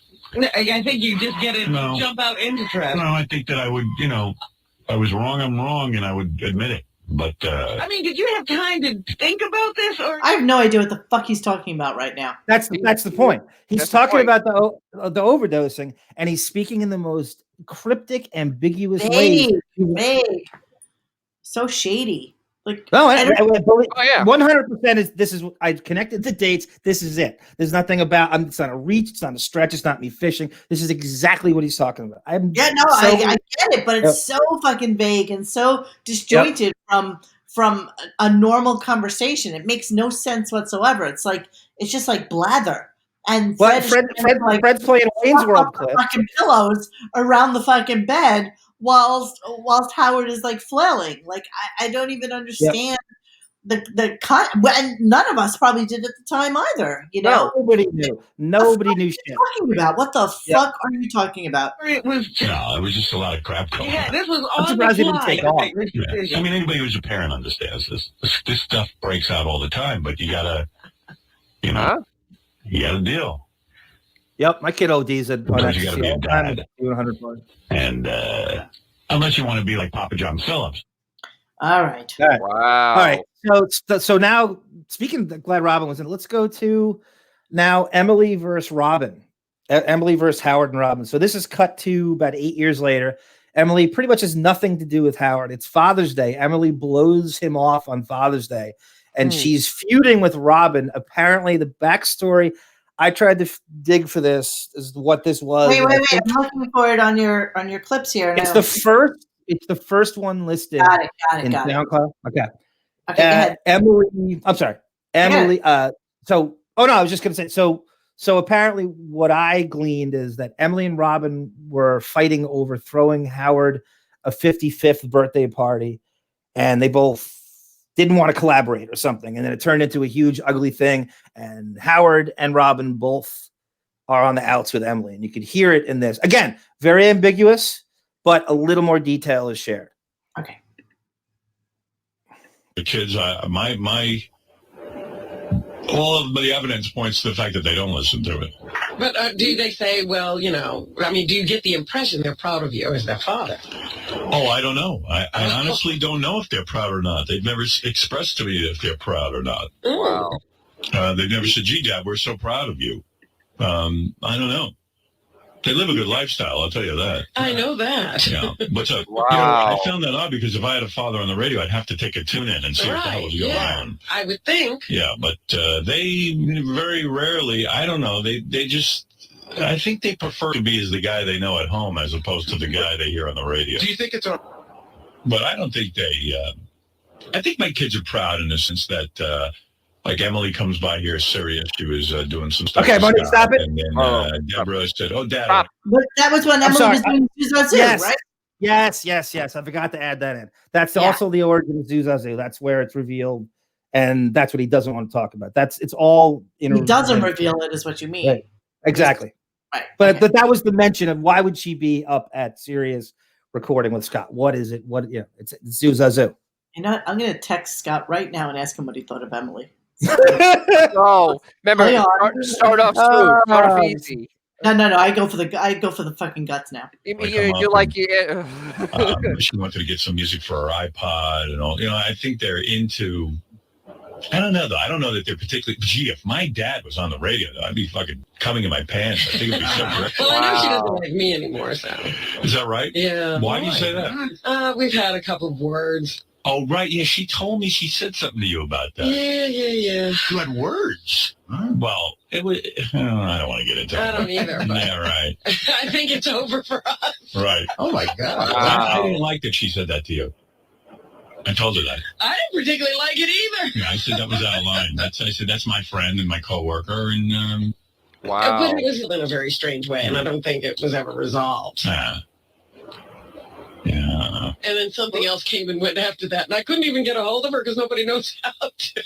Howard does not. Let me know. Wow. Emily's got the same phone number you always have. I've never had no number. Well, I'll give it to you. Well, it's too late now. I'm sure I've already burned the bridge. Right. The character of Robin.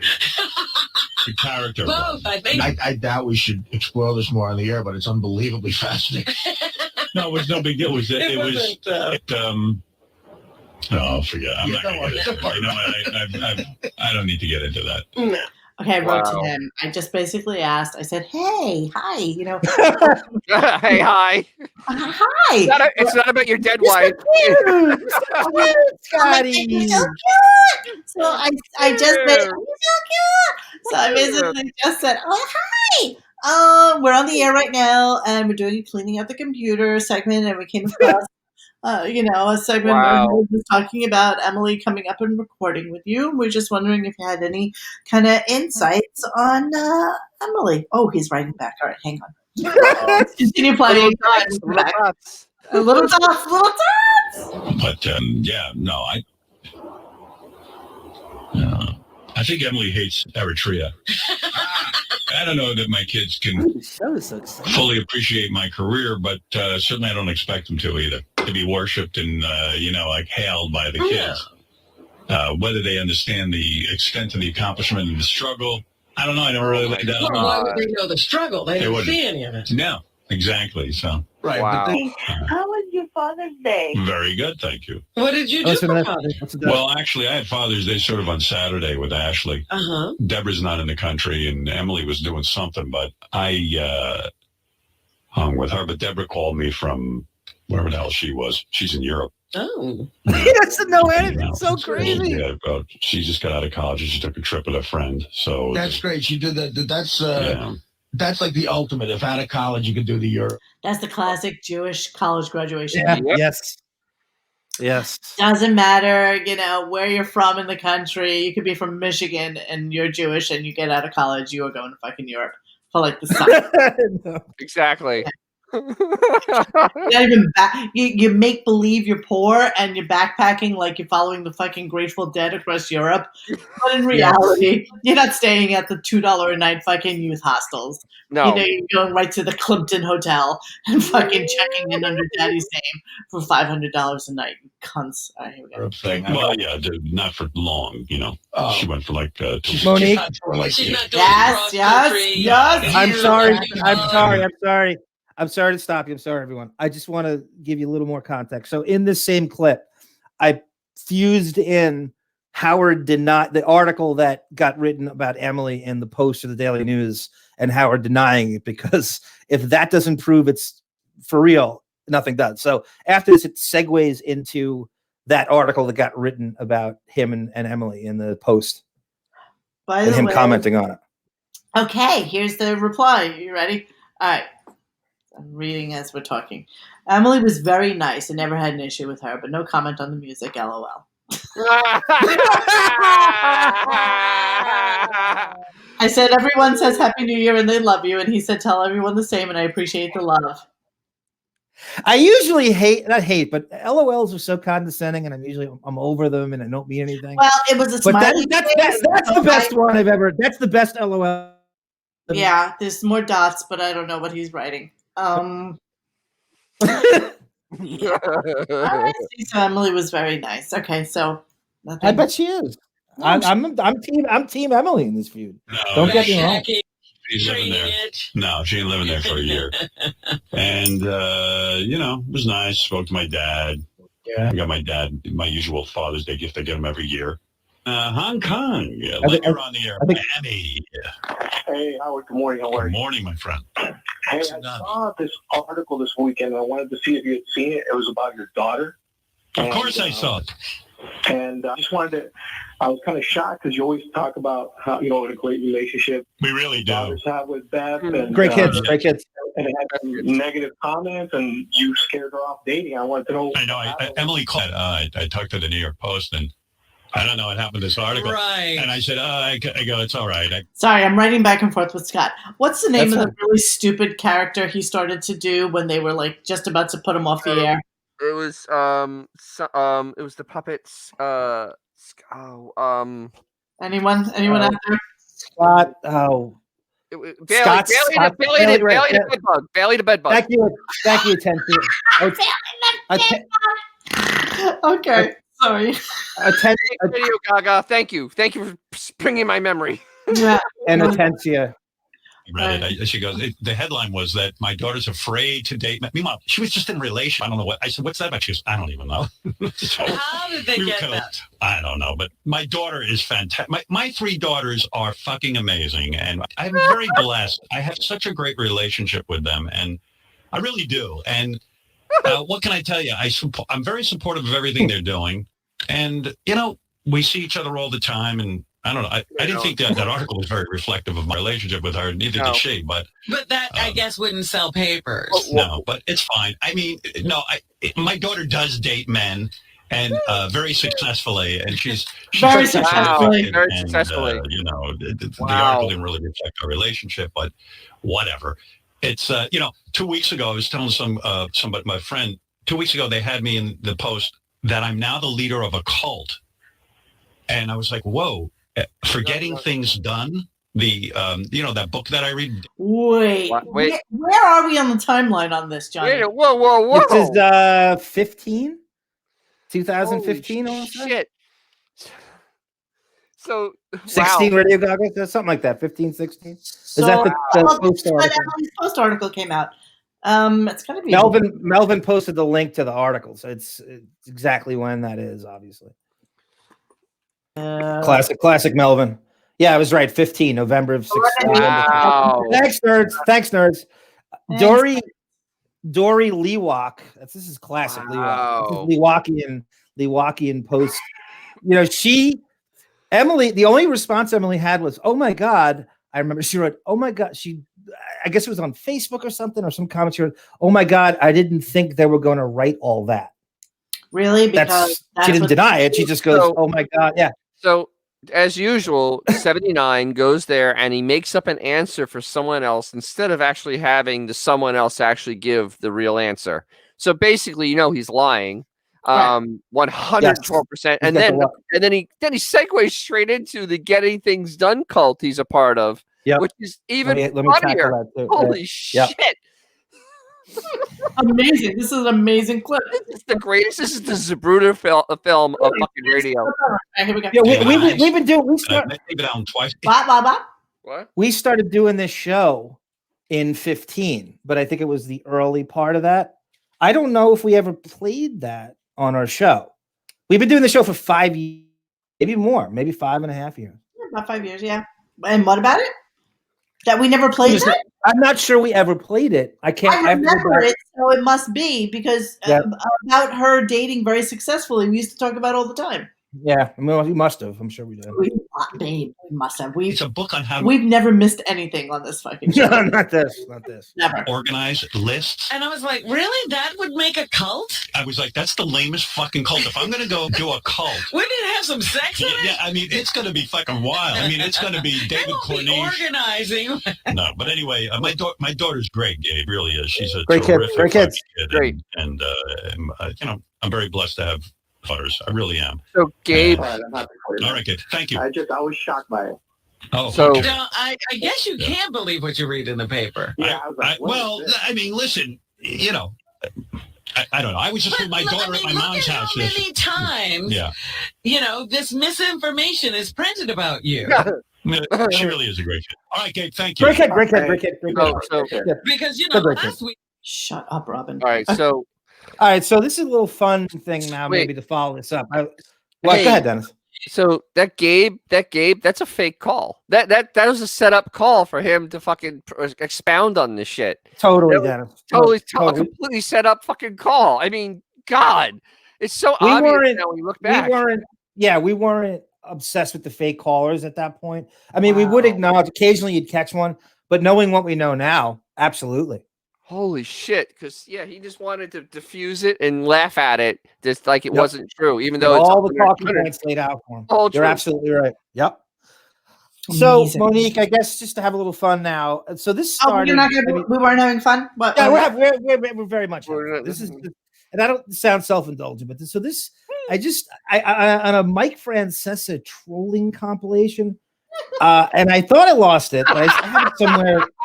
This is me calling Mike Francesa as Wigward in Southampton to bring up Emily Stern's movie Zoo Za Zoo, which is based on WMB.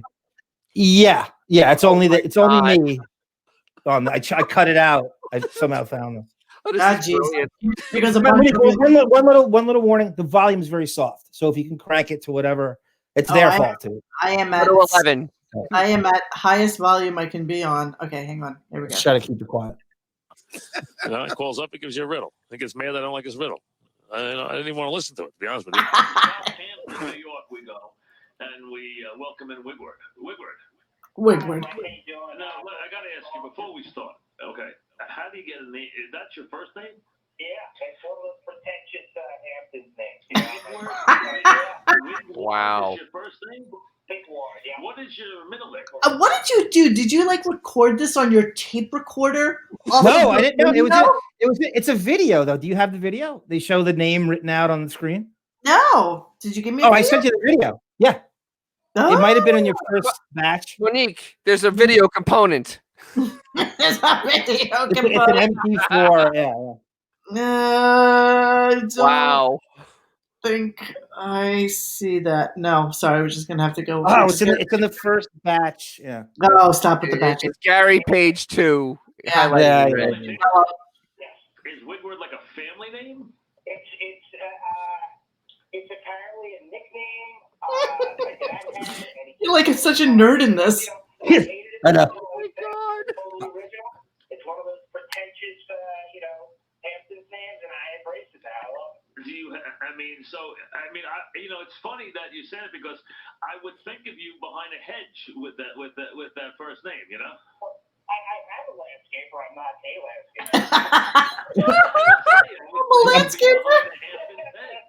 Absolutely. Wow. You would be standing out there in the summer having a gin and tonic in your Ferragamo's and behind a hedge. Barry, that was fucking Barbarita. I'm going to start a landscaper. What's up? Just really quick, I wanted to tell you on LeBron James. I'd love your take on it.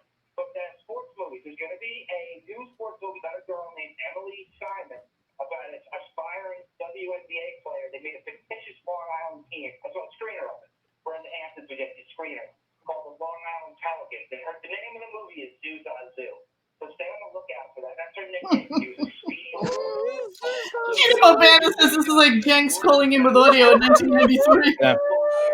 I didn't record this. They always do. They're not allowed to use the real name. Are you involved with the movie? No. I just got a screener. It actually looks, men's basketball. You can't get good basketball because you can't get actors who can play at that level and look convincing. Now, you and I could spot it the way I'm amazed about, John, is the fact that in all these fucking years, you have never called the Stern Show or mentioned the Gunk name or done anything like so outrageous. Even fucking Gat Girl has actually mentioned Gunk. What are you talking about? I was Mr. I'm talking about like actual Howard Stern show, not like wrap up show. Oh yeah, yeah. I need to get right. I'll do it all. I'll stay up all night and get on hold. You stay up all night, Johnny. Is that my fault? I promise you, I will do one Night within owl. the next couple. Let's all collaborate and we'll come up with an idea. Not that I can't come up with an idea, but just do something. I will be Sturkshire from. Here's my name, Sturkshire from Rockville Center. Sturkshire. Guaranteed to get it through. Sturkshire. All right, where do you want to go next? Go to the next prank call, which is much quicker and faster. It's probably a higher quality because I recorded this. It's Pat O'Brien. It's me calling Pat O'Brien with the Zoozazoo, and I sing it to him. So, all right, I'm looking for it. Hang on a second. Wow. It says Howard sings Zoozazoo for Pat O'Brien. Got it. That Pat O'Brien? This is the same week. Hey, Howard, you're on with Pat O'Brien and Steve Hartman. Hey, Howard, how are you? Hey, guys, I don't want to bring the show down, but I'm a recovering alcoholic, and I just wanted to thank Pat for his courage to air it out in public, because it kind of inspired me to get my S together, if you know what I mean. And even Phil's words are like, get drunk and go crazy, were ringing in my head a little bit. And my technique, I don't want to know confidentiality. Did you tell them you're a drinking coach? We did a thing called the Zoo. Yeah, no, I didn't. And I'll call her Emily S. This beautiful girl would sing, and she goes, "You always said you knew I was gifted, but you never told me just how much." And that works for me, you know. And you do what you do to take it. And I got to thank Pat because he got me on the road. I really got to thank you. Those are great. Steve will tell you I do a lot. I help Great a to lot hear. of people along the way across the board, and it's not easy. But whatever it takes, you can do it. Thanks, Howard.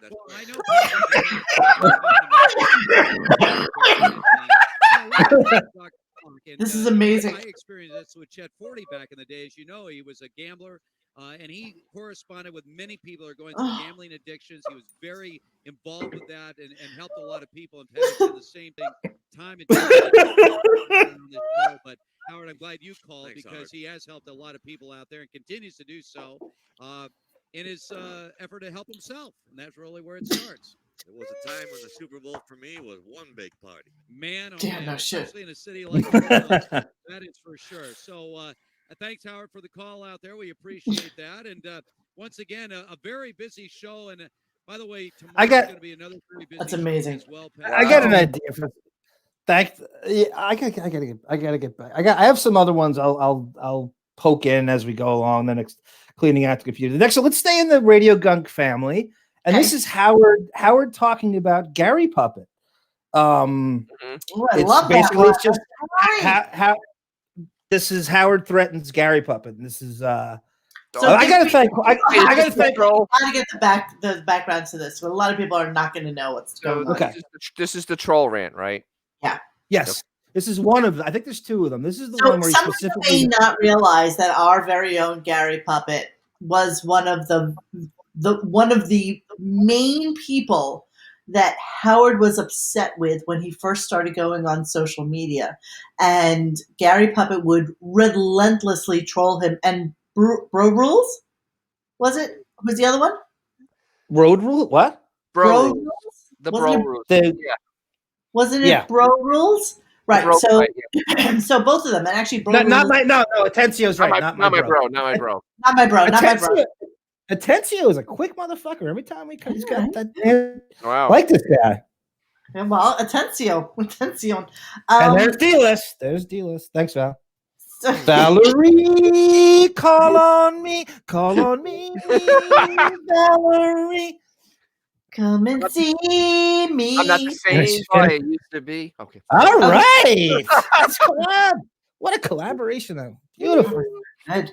All right. I lost the thread. Hold on. Howard. Okay. So anyway, Howard goes on air and starts talking about how horrible and mean trolls are to him. And he is specifically talking about Gary Puppet and Not My Bro. So here we go. He's hired a team to investigate Gary Puppet. Right. Yeah, like that went anywhere. I would have preferred cyberbullying. I'm subjected to cyberbullying every day on that Twitter. We're having these bullying campaigns, and yet there are more ways to bully people, and everybody's being bullied. I got a guy that's finding out the real names of the occupations of what the people do who bully me. Oh, really? I'm kind of a fighter, so. Kind of. There's this one dude, 36 years old from California. I'm looking into him now, and there's a couple of others. I'm just gonna learn about them and find out what makes them tick and what they do. I'm all about that. I'll go to war with anybody. I don't give a fuck. Oh, that's crazy. I'm a warrior. Let's do it. See, you're Crixus. I'm Spartan. I want to do the wars where it's important. Crixus just wants to fight with everybody. Right. Hey, she's such a douche. They're such fucking pussies. He'd sooner block you than fight you. There's no way. There's no way he did anything other than a cursory, IT department over at the fucking station saying, hey, is there a way you can get a hold of who these people are? You know what I mean? There's nothing he could have done. Well, I mean, he's such a fighter. He's blocked comments on the fucking Howard Stern Twitter account, the Howard Stern Show Twitter account for over 2 months now. How amazing was that, Dennis, the other day when I was making note, he had done like some stupid Jennifer Aniston rerun, and there were 5 likes and like maybe 3 retweets and like, 2 comments, and that was it.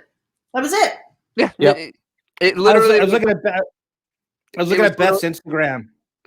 I know it's weird. It's not Dennis saying this, but the other day I was looking at Beth's Instagram, so I looked at it, and it said 26,000 comments.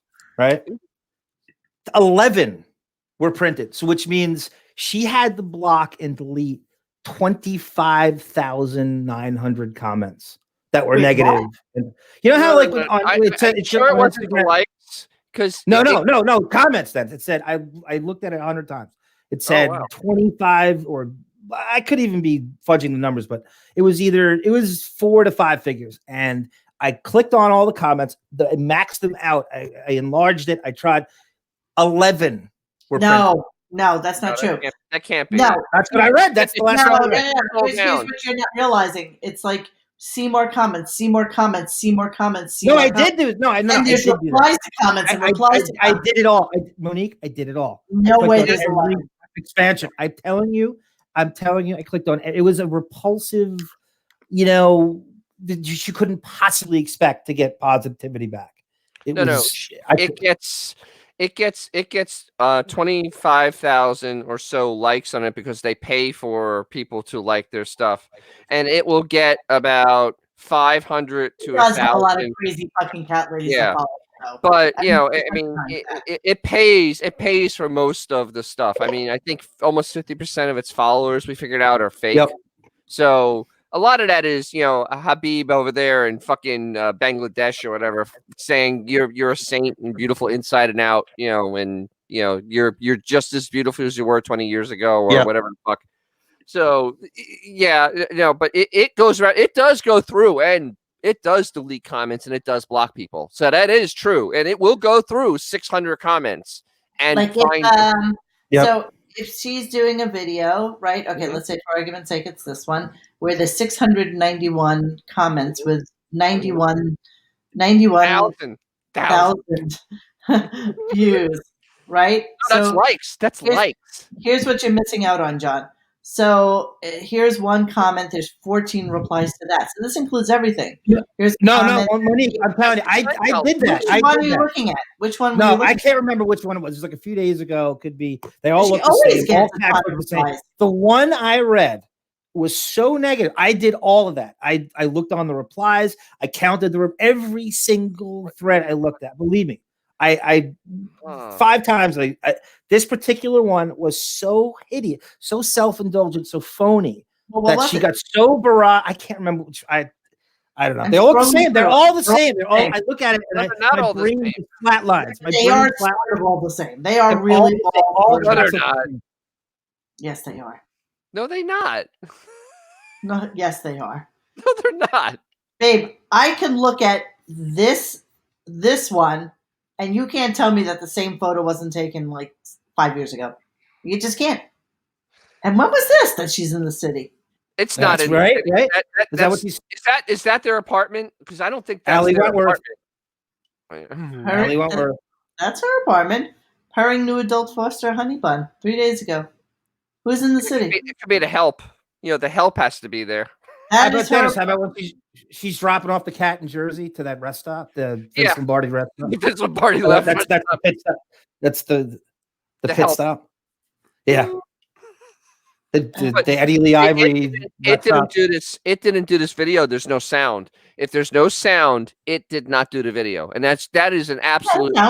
I just didn't have it on. Turn it on. I bet you there's no cat. There is sound. I just don't have it on. There's no beef. I guarantee it. Beef always talks to the cats. Yeah, you're so beautiful. You came out of here. Just that awful. That is her apartment, though. That is her apartment. Okay, that's it. That's Girls Town. That is Girl Town. Yeah. See, even D-List agrees. Valerie gets along with me right there. True. If Beth is screeching, it isn't filming. Melvin's going all over that. Melvin's a nice sleuth. Great addition, by the way. I'm looking right now. Most of the pics have 90 comments on the average. Some have 200 or 300. Some have 600. One has 2,539. It was 2 days ago and shows a black cat house. Oh. Incredible. The next one, if you will, if you can indulge, I found this old interview with Sean Hannity where he has a pretty hard-hitting interview with Howard, and it gets him to admit that his feud with Mancow and his gag order on Opie and Anthony. It's the first time he had admitted to gagging them. The Mancow one's interesting because it basically says Howard's making his interns open mail, physical mail that is shit, that is actual feces. Okay. Mancow sent them, which I don't believe. Some of this, but let's tell what you think. Howard versus Mancow. Did we finish the thing on Gary Puppet and all? It was quick. It was quick. Okay. This is the dark side of you. Right. When his father died, you talked about having sex with his corpse. I'm glad you're bringing this up. No, because that. No, you're not. Forget about Howard Stern, the crazy stuff, the sex stuff. I get that. I don't get that. That's dark, and that's twisted. I don't feel when I was on your television show I answered that adequately. Let me tell you my motivation. And you're referring to Mancow. Right. I don't open my own mail. We have interns, and this is pre-9/11, before anthrax, so interns would open the mail. Intern opens a box, and in it is human excrement. This was his idea of how to get my attention. I don't mind if I open the box. I'll deal with it. What came first? Was you? No, was it was first. The excrement. He just sent it to you because he was coming after you. That's right. So, okay, you 1-year-old girl, I believe she was 80, she was an intern, opened up that box, and her reaction was freaky. I mean, I agree, Bisnick. He's lying. I agree. So wait a minute. I have a lot of interns. Stop. You can't talk. Hang on. Allow them. Go ahead. Okay. All right. So here he is. He's all concerned about this female intern opening up a box of shit, but it was okay to have the female fucking beauty pageant and put them in fucking bikinis and have Ralph judge their bodies. Okay. He's full of shit. But he's not worried about that. He's not worried about the interns because no, he isn't. He truly is. I was making a point there. He doesn't give a fucking flying shit about them. It's amazing though. The lie he has to make that Mancow did this thing which he did not do. Beanie Mac, Beanie Mac, Gina Bobina, and Bisnick are all calling bullshit. It does. You get the lying voice. I mean, he cookies too. So there's no doubt the tone, the cadence. It's lying. I only have 2 seconds. Let me just finish the clip. All right, fine. Okay. I don't allow. It's very not Bill Clinton. Okay. And my morality tells me I am going to go to war right now. I'm just watching myself on TV right now. There you go. On Fox. Right. Went out. That's it. Sorry. Okay. That was it. Okay, that's enough. So Opie and Ant. So in the same interview, a couple of minutes later, and you can see Howard's avoiding because I think he knows Hannity, who's friends with Opie and Anthony, wants to go there. So Hannity dares to ask him about the gag order he has on O&A. What's the clip? It's 6 down. It says Howard gags Owen A to Karmazin. I gotcha. Here we go. About one of the. And you're a white guy. I guess. Let me ask you about Opie and Anthony. Okay. Now, I've been on their show a bunch, and they say that you would forbid them from from mentioning you on the air. Absolutely. Is that true? That's true. Why? Because you're a big advocate of free speech. This has nothing to do with free speech. When I am in business with a company, and they hired Howard Stern imitators to go on in the afternoon. They wanted to. They did really well. I mean, they're very well. And the fact of the matter is, I said to management, I'm not interested. This is Procter & Gamble to me. I'm a brand of soap. Yeah. And I don't want anyone knocking me. Now, I have a plan every time I go up against people. If I have to go up against you, I analyze the competition, and I think about you 6 different ways till Sunday. And I turn to Mel Karmazin. Thank God I'm not on the morning. I turn to Mel Karmazin. Morning radio is the most vicious. It's vicious. Stay in this time. I'm staying right here. I said to Mel Karmazin at the time, I said, your 2 boys that you hired who sound identical to me. Boys. I give them 3 to 4 months. They're so desperate to be famous. They are going to do something stupid. If they can't talk about me, they're going to go insane. Watch. And he laughed. And I've made other predictions on radio. And one thing I know is if radio. you say, Howard, and I watch them implode, and I watch them lose their job. But if you're a strong supporter of free speech. Yeah, I'm a strong supporter of my free speech. But all right, but that's it. That's right. That's mention you, and you have the power because you're Howard Stern and you're making all this money for the company. Isn't that a little hypocritical? Sure, maybe, but you know what? I win, they lose. Ooh, ouch! Wow. It's a game. You know what? It's a war. It's warfare. And but let me tell you something. But they admire you. I heard them years ago. If they admired me, say it. All they would have had to do but is they used admit to. it. Well, then they stopped. So the fact of the matter is, they came on. Their strategy was, Sean. Their strategy was, let's bash Howard Stern because nobody's doing it at the company, and we'll look like heroes. My strategy is shut him down. Let's see what you got. Watch him implode. Why are you a conflicted person? You admitted to me you go to therapy. He's such a dick. Jesus. He's so terrified of them. I mean, I can tell you, I forgot. I don't even know why. I said it on the show once. My friend Matt Kaplan from Belmore got invited to a focus group. We didn't know what it was. He asked me what they paid us $80. It was in Uniondale, oddly enough, Gary's dad's funeral, Gary's hometown. And it was in a holiday, it was at a Hyatt or a Holiday Inn lobby. And the focus group was a talk radio focus group. And they're asking us a bunch of questions. And there was about people in their kind of 20s and early 30s. There's about 50 of us.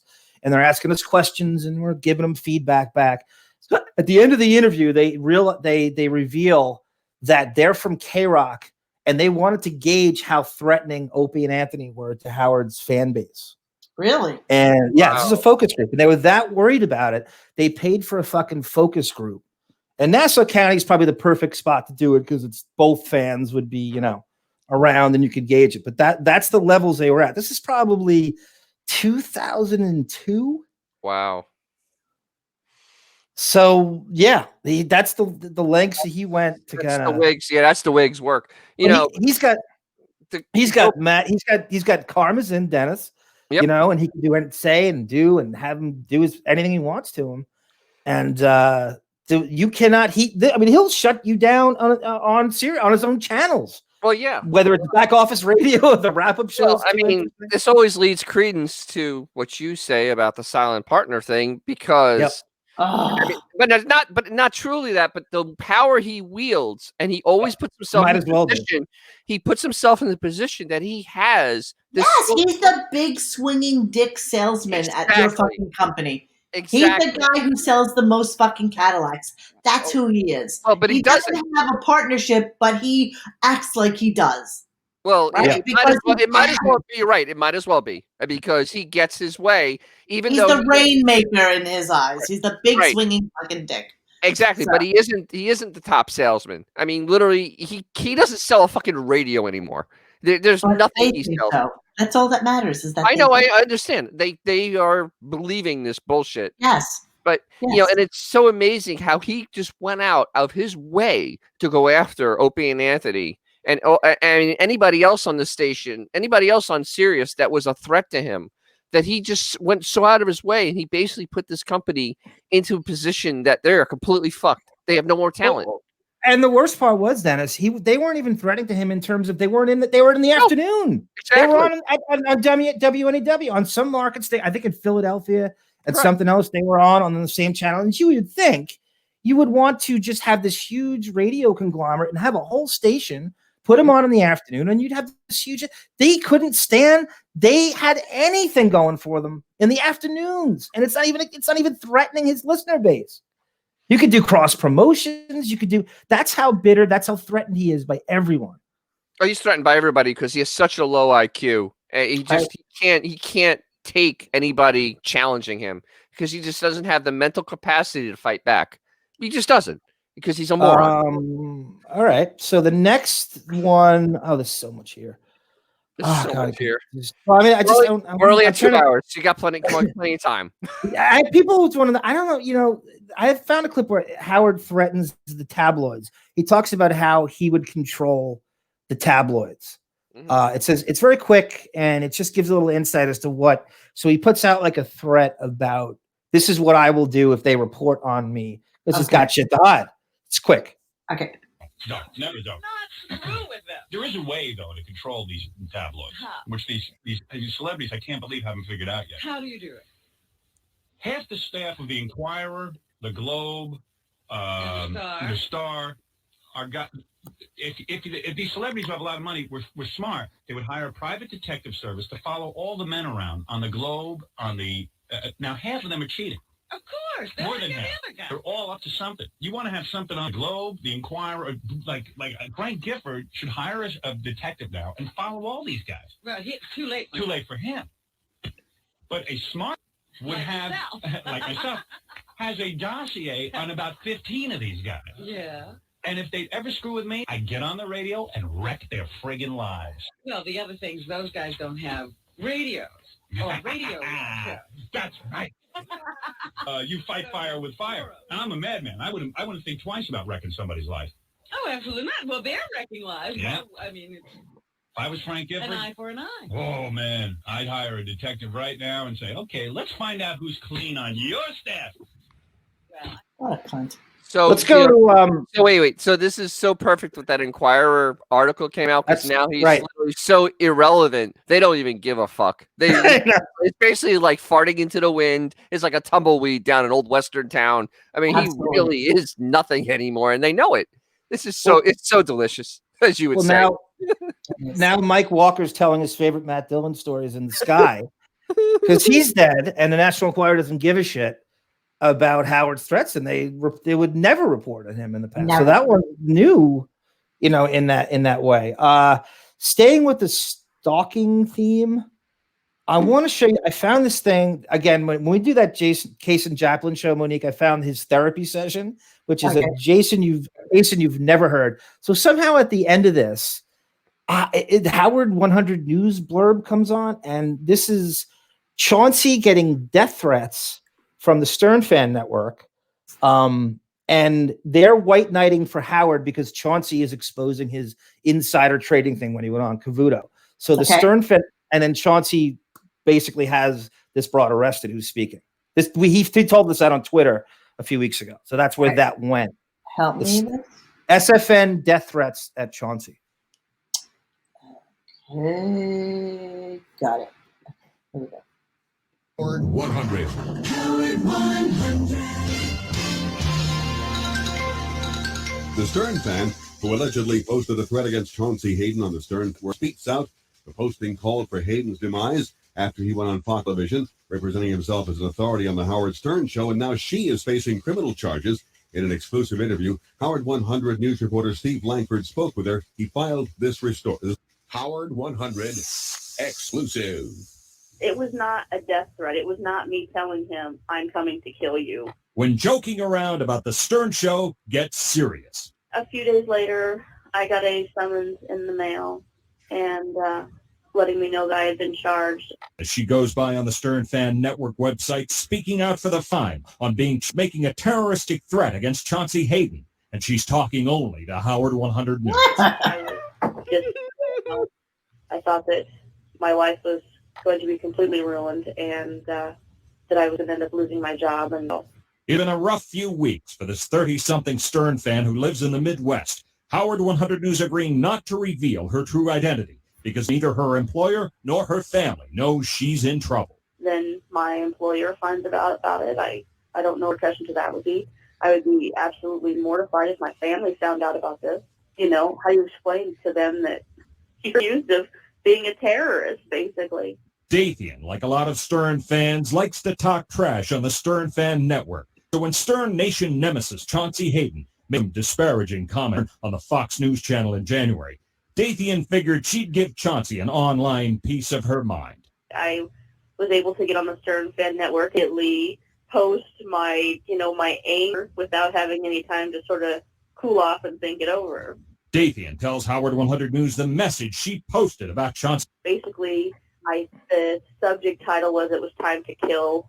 I don't want to mention his name because I don't want to give him any more airtime. But it's time to kill him, and someone should shoot him in the head. Is it a death threat? Jesus. Or is it a joke? Wow, that's what the fuck was Crazy going on shit, right? there? I know. Hey, This is now when we people would take a bullet for him. This is when the fans, Dathian thought it was a prank call. Yeah, go. now we know why he got offered $1 million for it. You know. Yeah. Well, think about when this was, Dennis. This is when he's doing the transition to serious, and the fans are not having it, and they would defend him on anything. So she was worried about her employer, McDonald's, figuring out that she's getting in trouble. By the way, anybody on SFN in our chat, Dathian was the name, the person. Does anybody remember her? Or because I was on SFN all the time. Dathian? That was the person. That's their tag name on SFN. Xavier was on SFN a lot, like me. So I wonder if he remembers. But that was if anybody remembers who that is. According to Chauncey, we asked him on Twitter a few weeks ago when I found this, and he said he pressed charges. He actually did time. Wow. Zathian? Dathian? Langford? She goes by Dathian on Stern Fan Network. So it could be spelled a million different ways and God knows what. But I want to punctuate that with Rush and Malloy. We've played this, but it's long, so you could go through, you could zip through it. I want you to go to the end at some point because Howard talks about that at the end of this, which I didn't catch the first time. This is Chauncey. On the SFN death threats at Chauncey, or no? Yes. Howard brings it up at the end of this, and I didn't catch it the first time. This is Rush and Malloy report on Howard blowing off Gary's dad's wake, and this is Chauncey's further revenge. I'm sorry, is it still on the same clip, or are we on another clip now? Different clip. It's a different clip. Okay, I'm sorry. Further down. That's right. It's confusing. I know. I appreciate you juggling. So it's all the way. It's 5-6 down. Rush and Malloy reported on Howard blowing off Gary's dad. This is the deli tray incident. Yes, this is our big deli tray joke, and this is Chauncey's revenge. This is months later too. This is. I got it. All right, here we go. So a lot of you, if you don't know about, we always make a joke about when somebody dies, and we'll say either Howard was just about to write a note, which comes from Robin Williams dying, and then also about the deli platter. Which comes from Gary's father dying and him not making it there because his retarded drunk girlfriend broke her fucking ankle or sprained her ankle on 6-inch. Exactly. And then the next she doesn't want to go to Union then. Right, and then the next day went to a party in the Hamptons with her. And he admitted he sent a nice deli platter over to the wake. Exactly. All right. So just so you know context. Choose deli bone today, and as much as I find it distasteful to talk about Chauncey, he's forced me. You know, his goal in life is to get my attention. Evidently. Well, now you're coming like Eric the Midget. He can't resist this show. Yeah. He can't resist Chauncey. Yeah, he can't resist me. I mean, he is hell bent on slandering me. What did he write? The whining bitch who, I'm scared I got a death threat on the Stern Fan Network. Please, I'm sure everyone was after him. Well, this time after your rap, I'll tell you too how he tried to get to you through me. Yeah, well, you know what? I kind of felt bad for the guy in some weird way, and I saw him at a bar a long time ago, and I actually consoled him. But that's so far from happening now. Where would he see him at a bar? That's such a lie. That's the biggest lie yet. A bar? Right? We saw him at McCoy's, Monique, on a Tuesday night. Exactly. Maybe he was at Nobu. He was crying because I don't pay attention to him, and I really just get involved with him because he misconstrues and doesn't get things right. And once again, he's gone after me to get my attention by getting an article planted in the Daily News in the Russia Malloy College is absolute false. The fact of the matter is, he calls me because I didn't go to Gary's father's viewing. Oh, wow. And he says that Beth was at the Bridgehampton polo match and broke her ankle. And that's why I didn't go to the wake. Now, first, let me just set the record straight because, this is important to me. And it's in the paper. They're also shocked and amazed. He's clearly reading bullet points provided for him about this to lay it out. He's speaking very slowly. He's speaking from that fucking monitor. And where there's a fact of the matter is, there's always a lie to follow. And he has that. Yep. Wignocchio. Wignocchio. Their subscription because I didn't go to get awake. Like any of my fans give a shit what I do. But that too? Yeah. So anyway, and just to set it straight, because I know Chauncey desperately wants my attention like a whining girl. But here's the real story. Gary's wake was from 7 p.m. or viewing. I don't know what to call it. From 7 p.m. to 9 p.m. I was set to go at 7 o'clock. I was leaving my house at 5:30. I had a car picking me up in Beth. So at 5:20, Beth was walking down the steps in our home. Wasn't it the polo? There was no polo. It's company and she tripped. She felt fracturing her foot and ripping the tendons in her foot. I didn't know what was going on. She was huddled on the floor crying. Quickly called Mike, who was driving me, Mike the cop. We picked her up, brought her to a hospital. Yes, 1,000% what A.O. Tensel writes here. Yep. I lost all respect for Gary when Gary defended him over this. Absolutely. Yep. The worst thing he could have done. And by the way, there is no woman out there, unless it's a fucking bullshit story, that wouldn't say, you know what, babe? You gotta go. You gotta go. Gotta go to the funeral. I'm fine. I'll be okay. You go to the funeral. No one would say that. And I'm sure he didn't want to go anyway. So it was a perfect fucking excuse. Exactly right. Yep. Just like Corona. He loves it. He loved that. There's no fucking way that she didn't say that to him. I refuse to believe that she would be that selfish. And I'm positive she did. No. Howard definitely didn't want to go. He didn't want to go. But, the whole story, there's so much that's not real about it. No, but we saw pictures of her sitting there. Yeah, but we don't know when those pictures were taken. You talk about you have no idea when they were taken. We saw the boot the next day. It was the next day, Dennis. It was the next day. No. But the boot could have been put on at 11 o'clock in the morning. That day, not 5:20 in the afternoon. They know what they're dealing with. They know the negativity. It's all Buckwaldian hocus pocus. He didn't want to go, and he found the great excuse somehow or the other not to go, even though he really should have gone.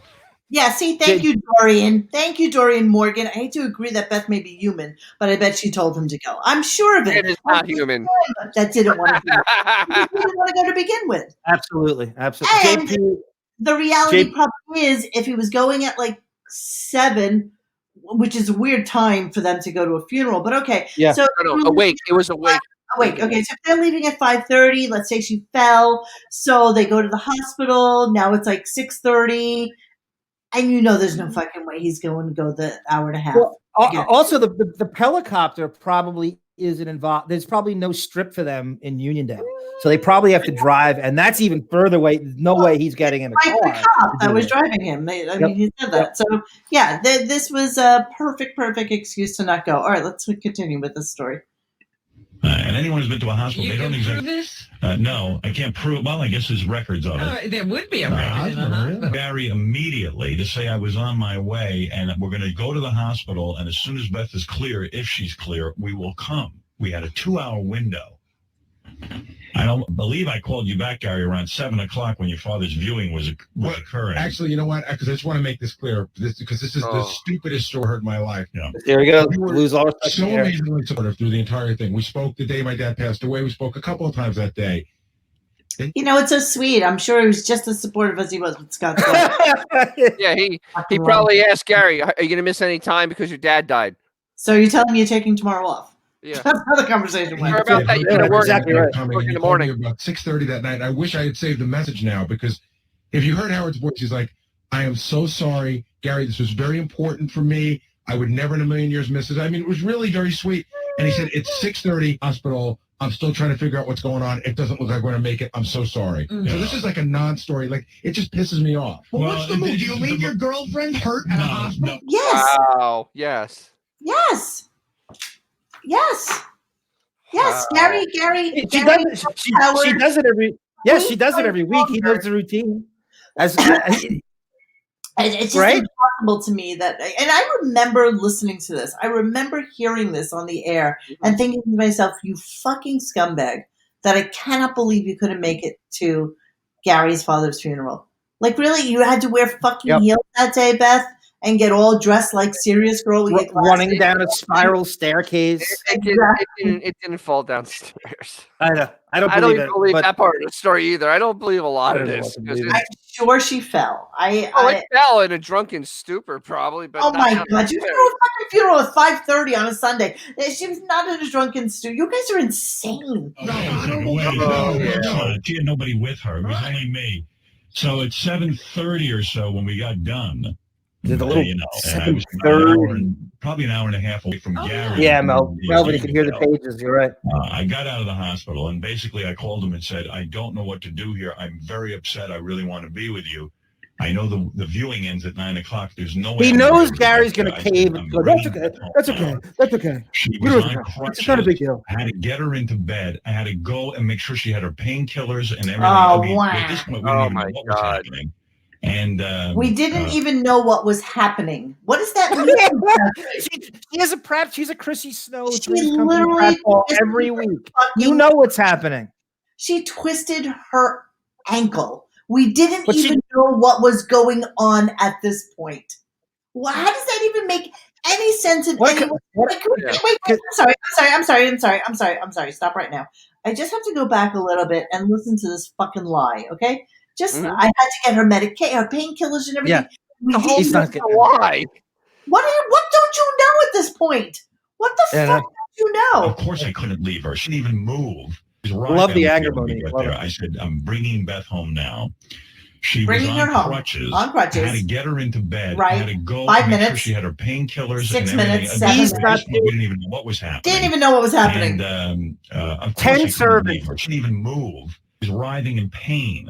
So what? I mean, didn't they put the fucking boot on her? Writhing in pain. Yeah. Got her painkillers, but she's writhing.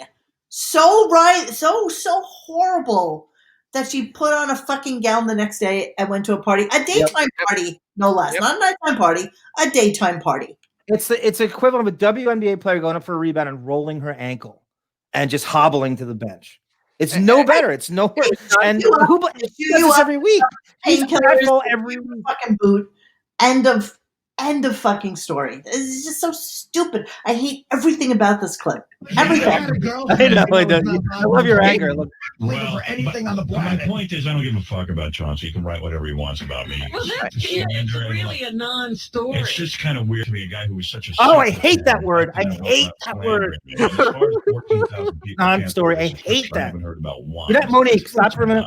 Hang on. Number two, Rush Boy. I'm trying to look at clips. I'm reading comments. I'm sorry. You know when somebody says, "I don't care," they really care. You know the old adage of like, "I just don't care." That I feel the same way about when someone says non-story. How it truly is when everybody, it's a non-story. It's not when anybody is too about that and uses the word non-story, it always means it is a very big story. Well, yeah, but the tell with Howard always is if it goes on too far and long, it's a lie. Yep. And a perfect example of that is anytime he talks about a porn that he's watched.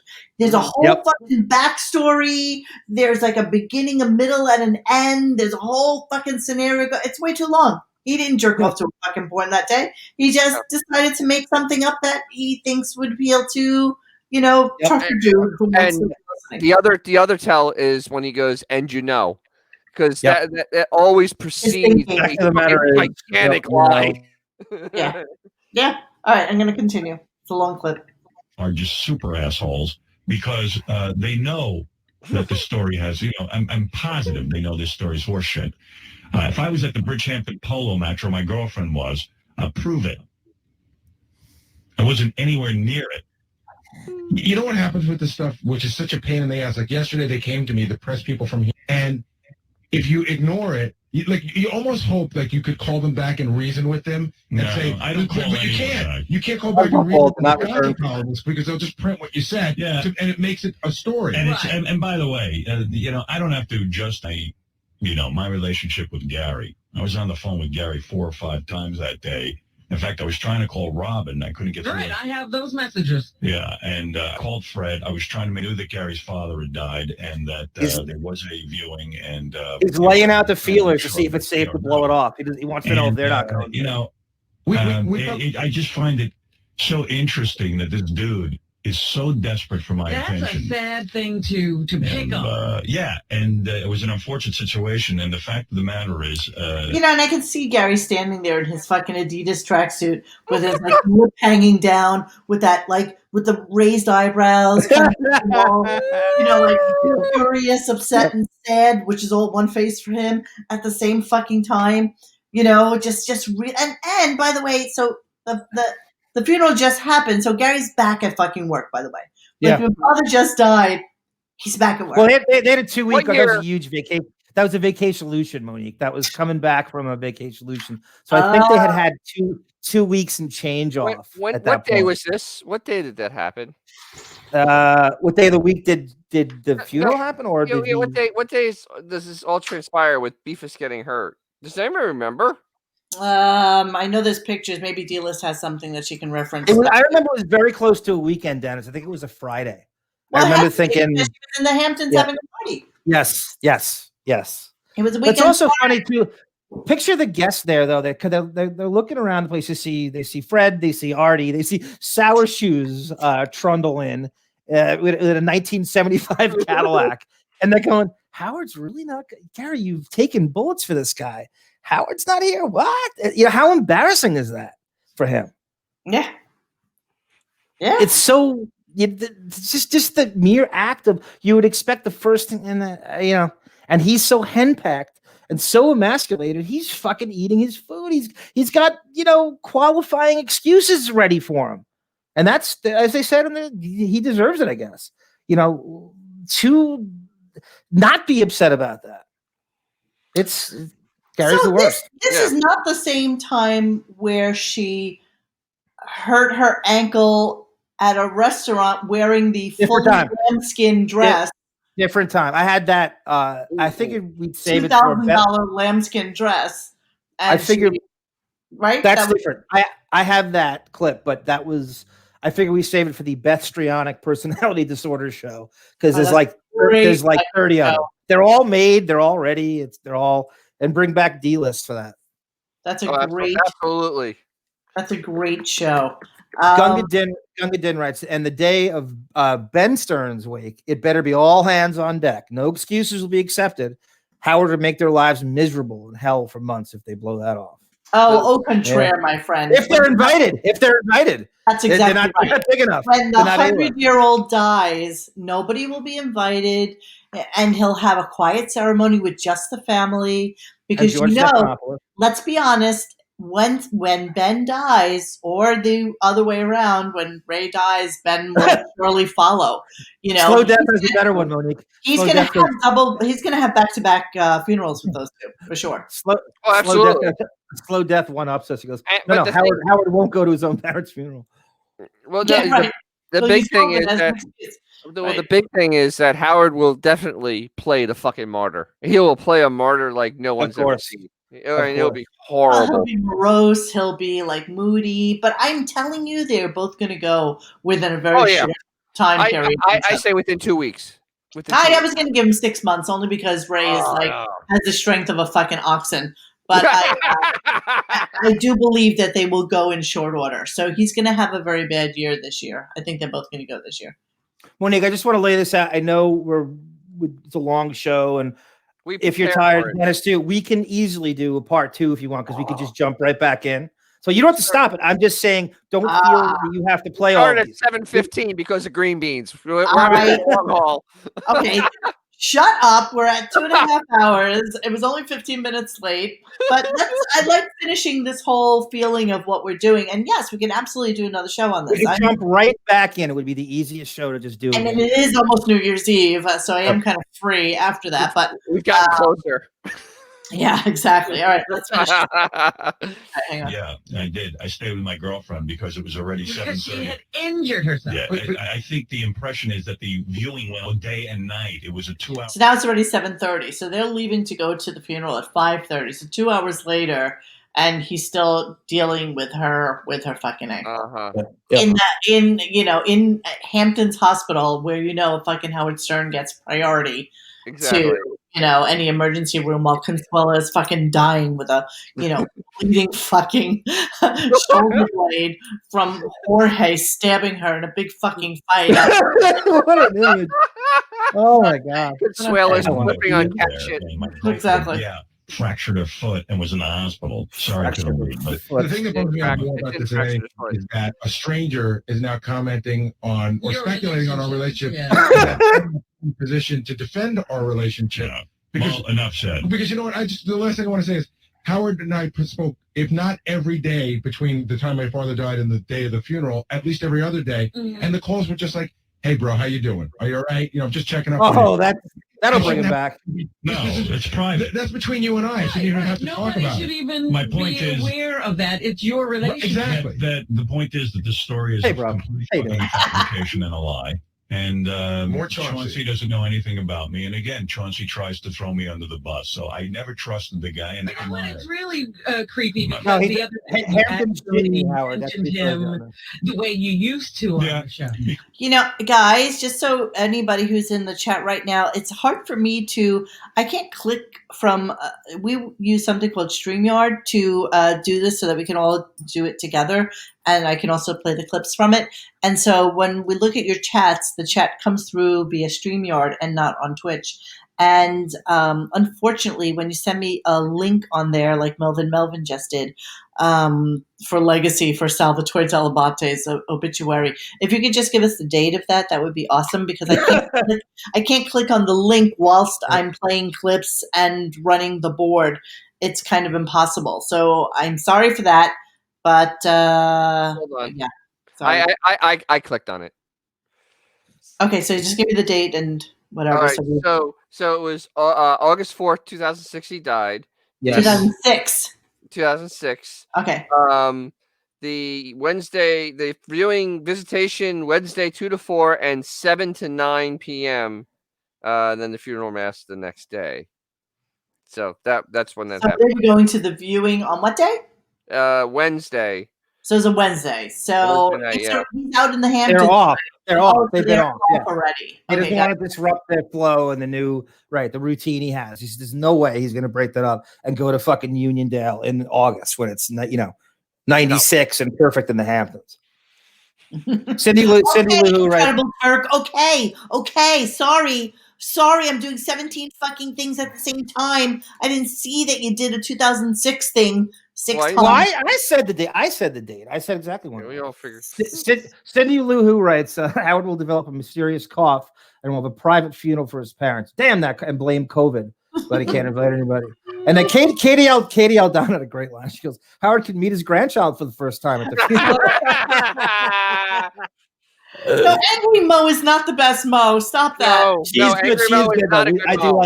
I do like Angry Mo. I want you to know, I listened to my Marianne from Brooklyn tirade the other day for the first time, and I was like, what is wrong with me? Like, where is this coming from that I could actually hate on somebody I don't know that much? Like, No, Mo. No, it's not Angry Mo. It's Mo that hates is the best Mo. That is the funniest Mo. Oh my God, what a fucking tirade that was. And I'm like, Where's this coming from? She deserves every bit of it. She deserves every bit of it for being Howard that on the stupid. goddamn air on a fucking podcast with no breaks whatsoever, except for that one time where I had to pee really, really badly, and just the blather, the fucking verbal diarrhea that was coming out of me with hatred for her was shocking. You reserve hate for just She's family. part of the problem. Yes, totally, yes. Mary Ann's third cousin from Bay Ridge. She'd never be invited on that couch. We need a program called not Greenpoint. And the funny thing is, you haven't even seen me angry because I don't really get angry. I mean, I don't get angry. I really don't get angry. I don't get angry. If I keep saying it enough, it's going to come true. I really don't get angry. I'm generally keep on trying to convince yourself. Shut up! I thought you were gonna blow up the archery. I thought the archery was gonna get a pipe bomb at 5 a.m. Christina Brown disagrees. Oh, yeah, but she was the hater. She was the hater back then. Bitch punched me in the fucking stomach. Cunt. All right. Is there more to this Russian Malloy I need to hear? It goes on, you know. Okay, let's move on. I don't want to. It goes on. Shoot to the end. You can shoot to the end if you want to stop it. We can move on to something else. And yeah, it's too late. I guess I could. Give me something. Okay, let's do something I've been meaning to do for a while. We were going to do a Joe Rogan versus Howard show. I love that. Yeah. Whether you like Rogan or not, a show is huge. Everyone's going, Rogan's the king now, whatever. So I had seen this huge manifesto on Reddit about Howard's history with Joe Rogan. And this guy did a brilliant job of laying out. But what he didn't do is this. And this is what I truly believe is the reason Rogan won't do the show and secretly hates Howard. So Howard accuses Rogan of plagiarizing him on Fear Factor. There's a lot of things. Oh, Joe hates women. Howard thinks Joe hates women and this. But this is what I feel. Joe Rogan fancies himself the sort of comedian cop where he calls out everybody for stealing jokes all the time. And whether it's even, Amy Schumer and Carlos Mencia, he calls him Carlos Menstelia. And that's his thing.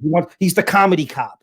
So here he is getting accused of plagiarism. And I think this cuts much deeper than anybody realized. So it's Howard accuses Joe Rogan of stealing from him. It's 6 down, I think. Okay, I have it, and I just want to answer the question here: who does more, Robin or Marianne from Brooklyn? Marianne, easily. At first I typed Robin, but then I was like, no, fuck no, Marianne. I actually absolutely hate fucking Marianne. I hate everything about a human being that is like that.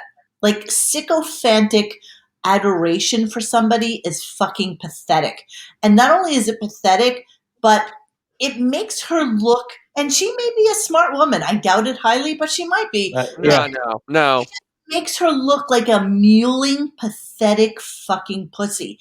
And I get she has this little, Paul Blart Mall Cop kind of fucking superiority against other people that maybe work at Auntie M's fucking pretzel factory or whatever. So there's like a hierarchy in what her knowledge and adoration for Stern is. But Jesus fuck, between the voice and if I was her husband, I'd kill her in her sleep. She probably even talks that way in her fucking sleep. Wow. Well, yeah. Just vile, sycophantic adoration is horrific. And it just makes me nauseous that she is this person. She has to buy 12 fucking cat t-shirts. She has to buy 50 fucking calendars.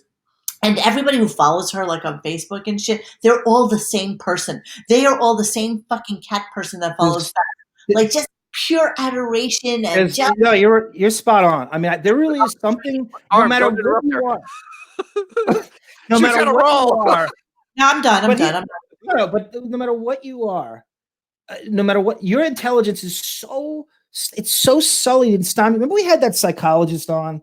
And she wrote an article about how Howard's great for feminism, and I said, I kind of was fresh with her, and I was just like I think I have to question your IQ that you're not seeing through this. I don't even know how you got certified in psychology if you're buying his bullshit still. How are we seeing through it, but you can't? You have no natural inclination. You have no natural proclivities for psychology if you still buy into this bullshit. You could be a sycophant. John, here's the problem. I get letters all the time from fans of our show. We get letters.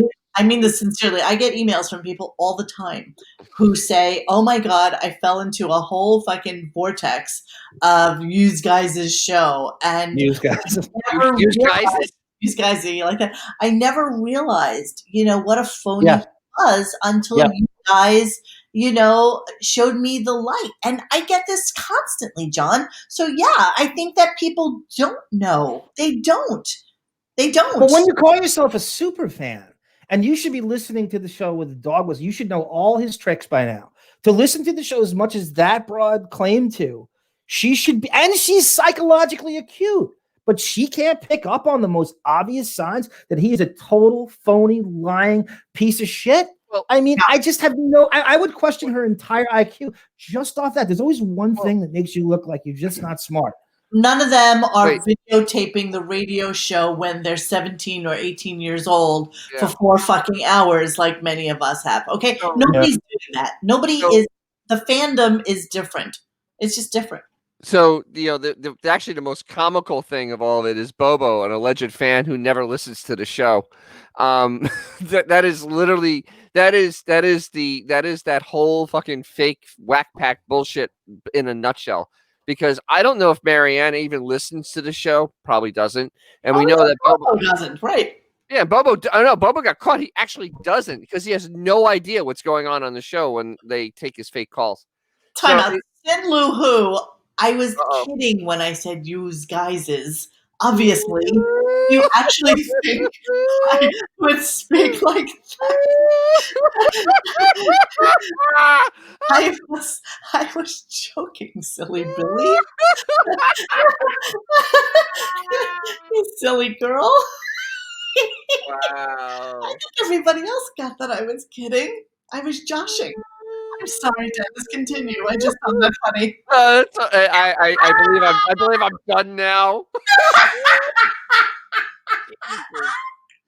Oh my God! All right, where are we going, Johnny? I have no idea. Oh, we lost John. That's where we're going.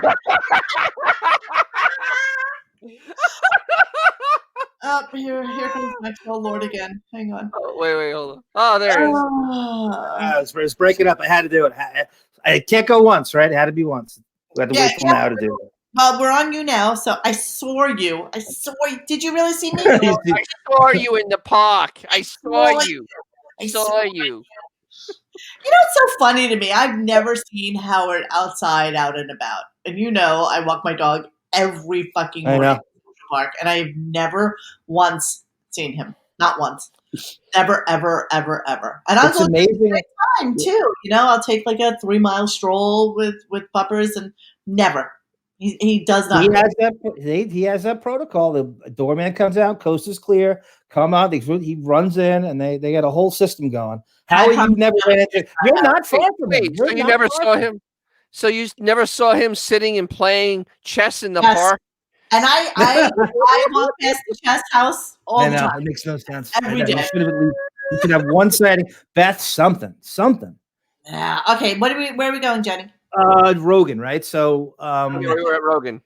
Okay, Denver. By the way, just one quick thing about that. And if you wanted to hide from mankind, you're such a misanthrope. Why would you go to West 67th in Columbus on Lincoln Square? Why don't you go to like the depths of Soho or Tribeca if you really wanted to hide? Why would you go there?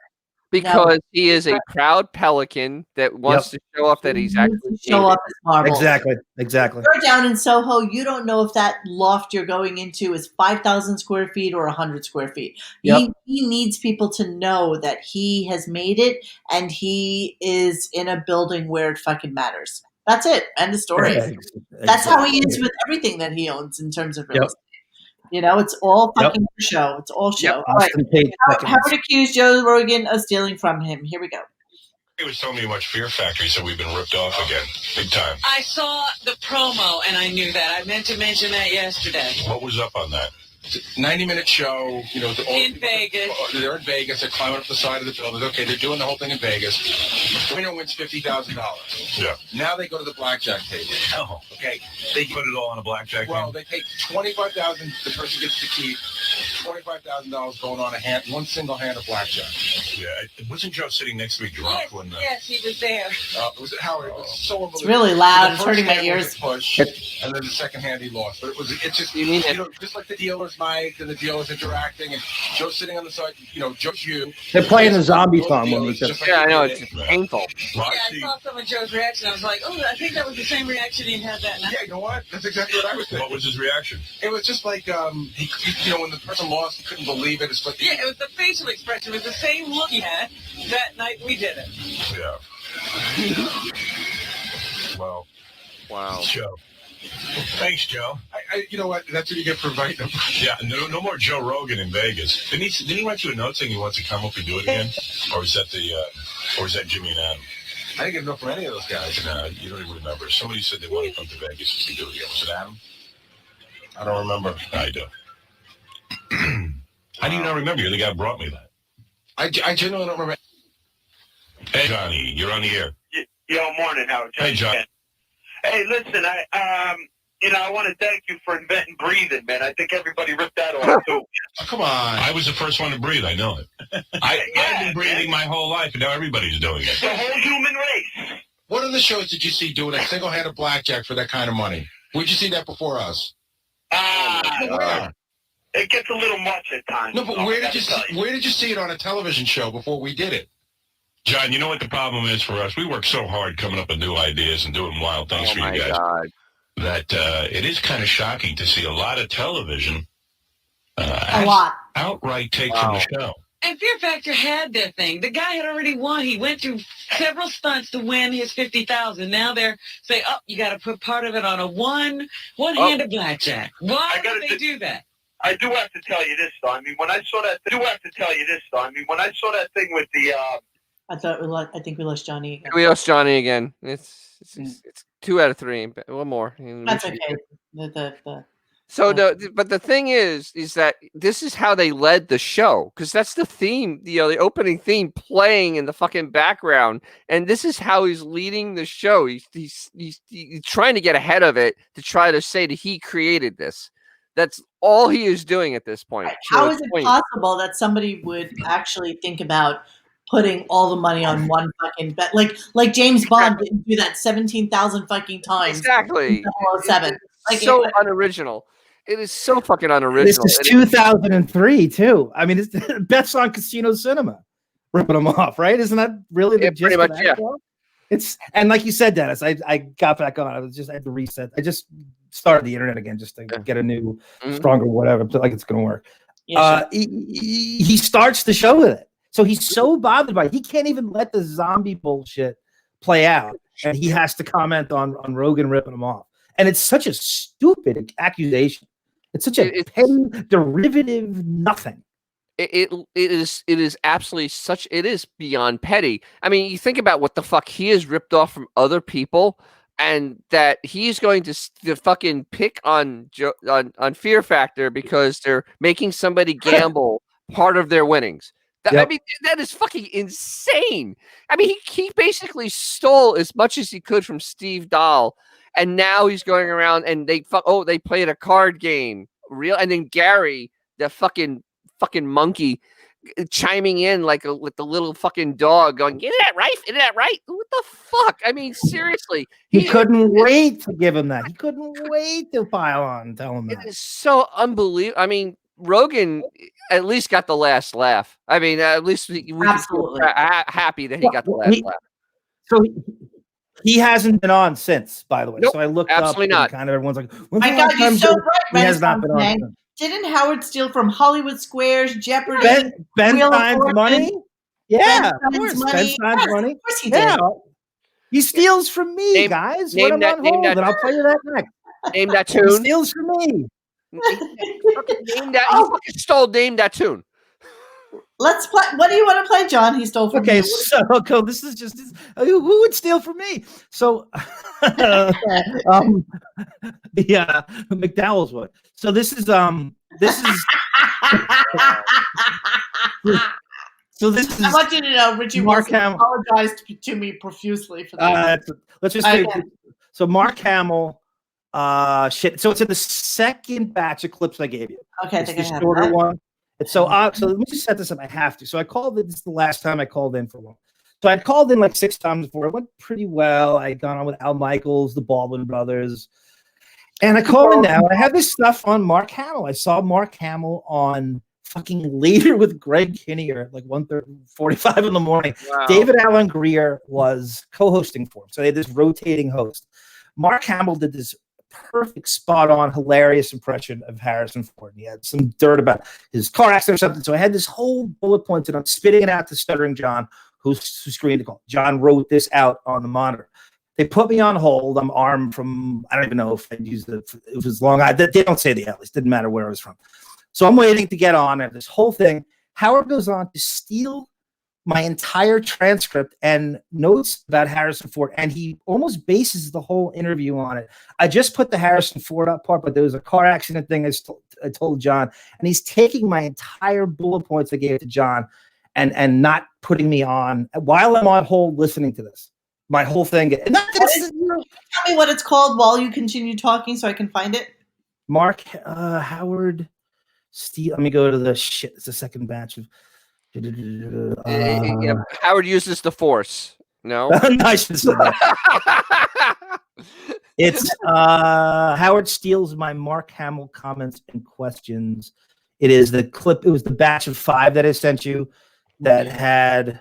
Oh, we got to do Best Father on House Arrest after that. Okay. I have it, but I have to switch. Judith Regan. Yeah, I have it. Let me just switch. Judith Regan. Oh, that's some good stuff in here. God damn it, that's too long. Okay, let's go. It's where you got the fires the Howard TV guys. I got it. Howard does Jedi mind trick on me. Okay. Let me see if it'll actually come up. I wasn't trying to be clever. I didn't get that right. No, this is the crew of them that even though they're downloaded here, it's not. I don't think they're popping up. I don't know what happened with all of these. I have Judith. And it's funny. I didn't even know this. So that in this clip. All right, let me see if this works.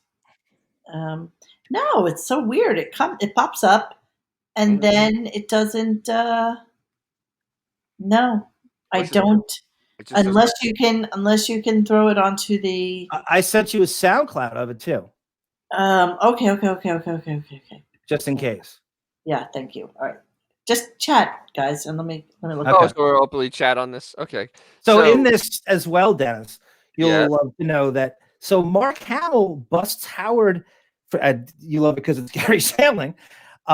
He steals a Mark Hamill busts Howard for stealing a Gary Shandling joke on Letterman. I guess Hamill's like a really big Gary Shandling fan, and he clearly busts Howard for stealing a verbatim joke and uses it on Letterman. And I guess he signed. Mark Hamill has not been on since this either, by the way. I don't even remember this. I actually missed this. You got to hear this. Mark Hamill's on promoting Son of the Beach.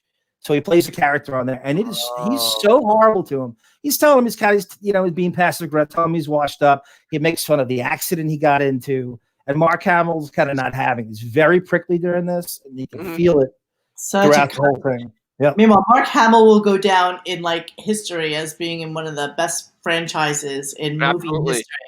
Very talented guy. Make no mistake. He's a great.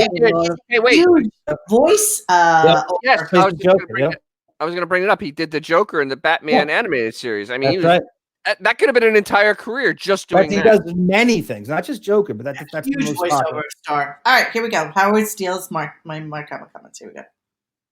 Beach stars Mark Hamill, who used to be on Star Wars. Of course, everybody knows that. Who used to be on Star Wars? He's now the voice of the Joker, and he's also the Divine Rod. He's not Batman. He's the Joker. I know that. Somebody told me you do. Wow. Well, go back. Yes, but I'm not allowed to do it anymore. Why? Where is it? Sorry. Let's go back a little. He says somebody told me. Sorry. Say again. So he says, somebody told me you do a Mark Hamill impression, and he has all my notes in front of him while I'm on hold waiting to get on to ask this question. And he takes calls, too, by the way. Ralph's one of them. So who is he talking to? He's talking to Mark. Howard's talking to Mark Hamill. He does a Harrison Ford impersonation. He does a Harrison Ford imitation, not Mark Hamill. Right, Okay. which nobody does at the time. It was, and I caught it, and so Okay, I got it. He's so powerful he can stop you from imitating him? Harrison Back Ford. it up. Is that true? Well, yes, but I'm not allowed. Sorry. He's not Back that it up a little more. Joker. I knew that. Somebody told me you do an excellent Harrison Ford impression. Is that true? Wow. Well, yes, but I'm not allowed to do it anymore. Why? He doesn't really like it, Who cares what he Harrison likes? Ford is so powerful he can stop you from imitating him? Well, no, I love Harrison. He doesn't, he's got a great sense of humor. You got to understand, but not about himself. Right. Right. Let me hear, Like please. most people He won't listen to me. Well, no, because You you just got do to it. pay me some money first. I'm not doing free stuff. Come on, just do it. No. Let me hear you do Harrison No Ford. Why are you way. being such a pussy? Because he'll Well, never because work. come on. You're a man of integrity, and you're a man who can handle himself. Why I'm a man who remembers. remembers what? Your Monique. last appearance on Dave Letterman. And what about it? What? I'm sorry. So I told Dennis this before while you were in the background. So Mark Hamill busts Howard for talking about plagiarism. He steals from Gary Shandling on Letterman, and somehow Mark Hamill caught this, like a verbatim joke. You didn't call Mark Hamill's people and tell them to say this?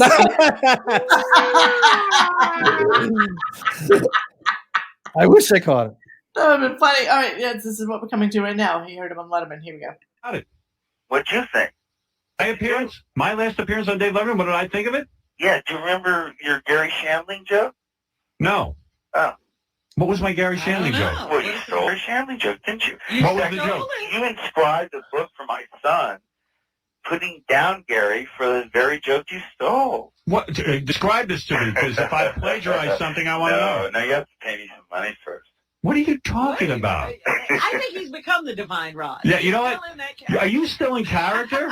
Yes, I am. I would not plagiarize Gary Shandling. What are you talking about? I am. Get some questions going here. I don't know what anyone's talking about here. Ralph, go ahead. Hey, listen, tell that douchebag with all the money I spent on Star Wars figures, I want to hear that Harrison Ford impression. Oh, my God. Yeah, Ralph, why don't you call Mark Hamill a douchebag to his face, you fucking... I know. Wow. Well, the shit that they get away with, Can't stand it. their empowerment, and this will go back to Marianne from Brooklyn, when she'll call, like, Michael Rappaport, like, a fucking dick, or she'll call somebody who she doesn't like on air a fucking douchebag. It's like they become so empowered by their Howard shield, their Pelican shield. Like, Ralph would never fucking say this to Mark Hamill's face. And especially if Grilla were there. If Grilla was still there. Oh my God. And Ralph is such a huge Star Wars fan. And so it's like bizarre to me that he would take this call, ripping Mark Hamill a new asshole. Right. Really, it's just, it's mind-boggling to me that Ralph would do this. At least give me an apartment. No, he's not going to give you an apartment. Yeah, Ralph's looking for a New York apartment. Mark, everyone wants you to... Why? Where's Ralph's apartment? Oh, he's still in Jersey. He's in Jersey City. Yeah, he's in Jersey. Goddamn loser. Do Harrison. Come on, it'd be so great. Come on. Please. Well, no, you know what I'm thinking is that I didn't finish my point, which was, I got up for you guys, and what is it, like 20 now, and I got to get up for... What? What did I miss? He got up at 4 a.m. for this to get berated. Wow. He just... Sadly, though, Mark Hamill went through a phase of life where he basically wasn't getting any work. He only was known for his Star Wars stuff. Star Wars was a dead franchise for a while, and he didn't get any more work. And quite honestly, he turned not too cute after that accident.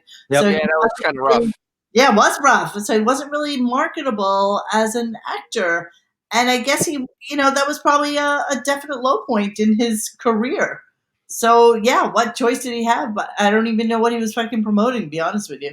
I'm still shocked at Ralph being such a douchebag to him. Let me just... you nailed it. It's almost done. Let me just finish it. For 9 o'clock. So Do Harrison Ford. Everybody wants it.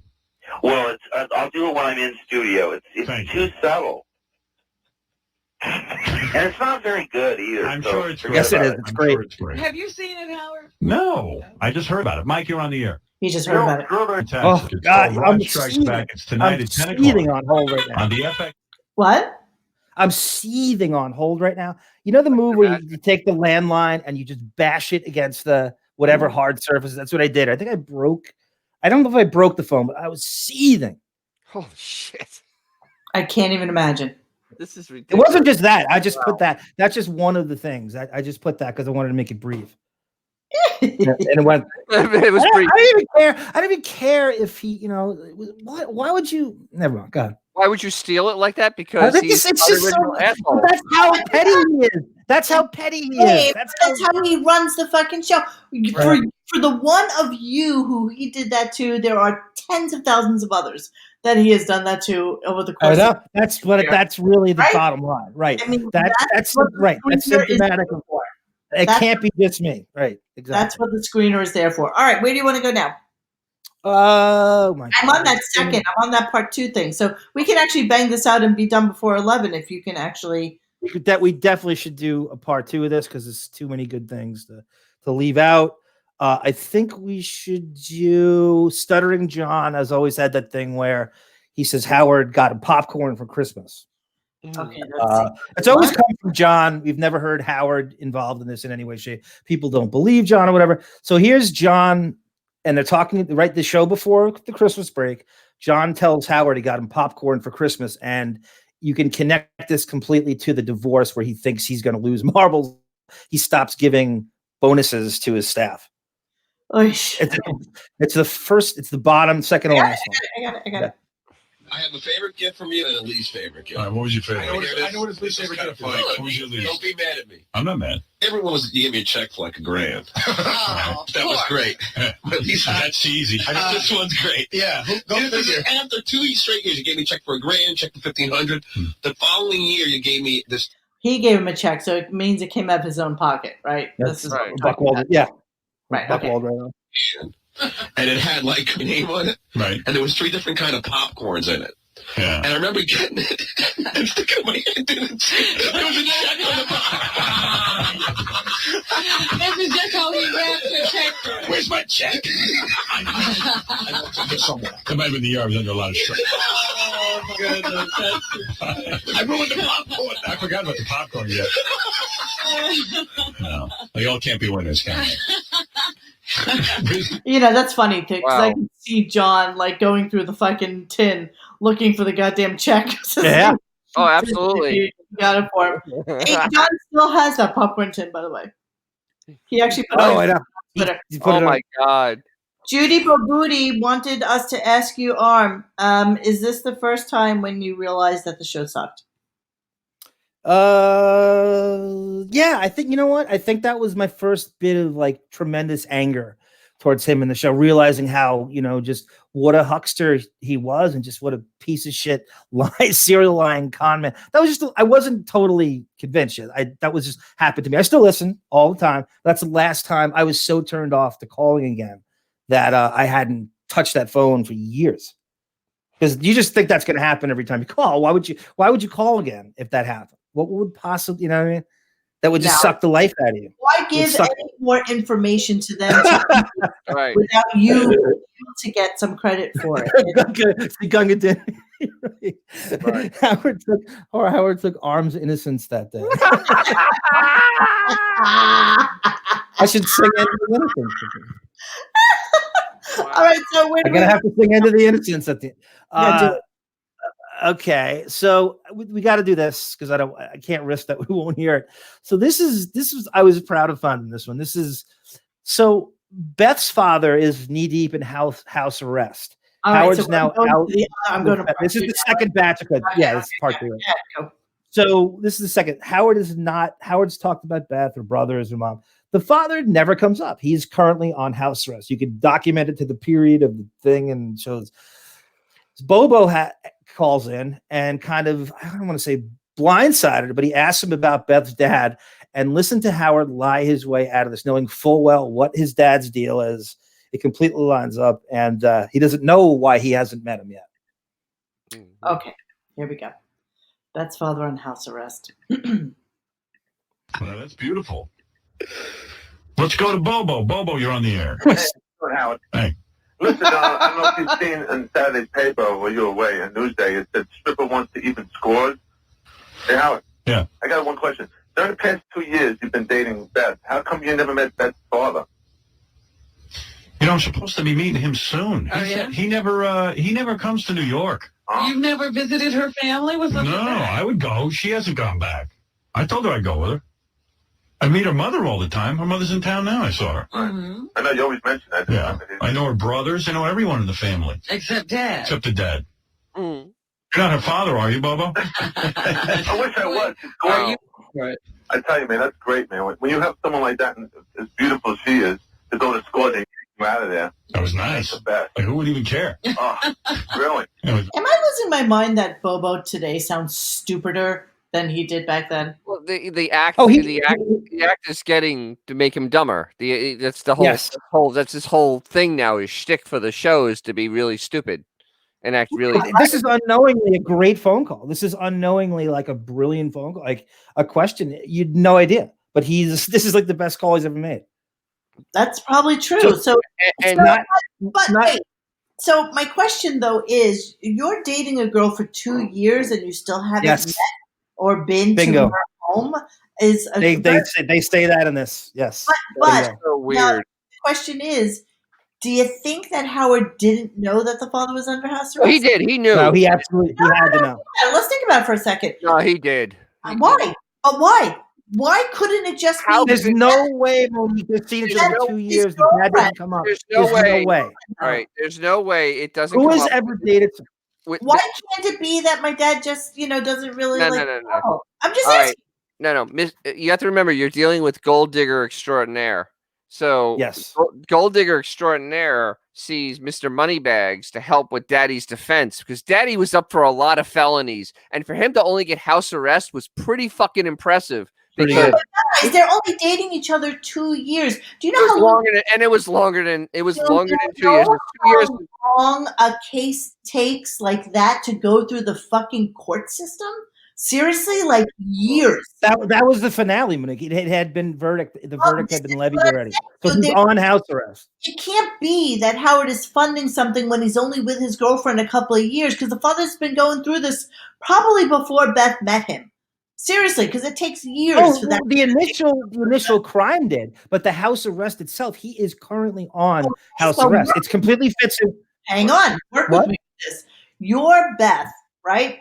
And you're dating a very, very wealthy, successful man. The last, I know this for myself, the last thing I'd want to tell my wealthy boyfriend is that my father is a fucking felon. That's a good point. That's a good point. But I think it's too big. It's too big to lie about. She has to. You have to talk about your parents. You have to talk. She brags about how perfect or like the Kennedy Pittsburghs, the Pittsburghs of what am I saying? The Kennedys of Pittsburgh. And you could do that, but I truly, in my heart, if it was me, would 1,000% have not told my boyfriend. Absolutely, I would. You're not a beefist. You want to be perfect. It's like Ilaria. You want to be fucking perfect. So you are going to shield the man that you're hoping you're going to fucking snag. I mean, that's damaged goods. If your fucking father's under house arrest, you are not telling.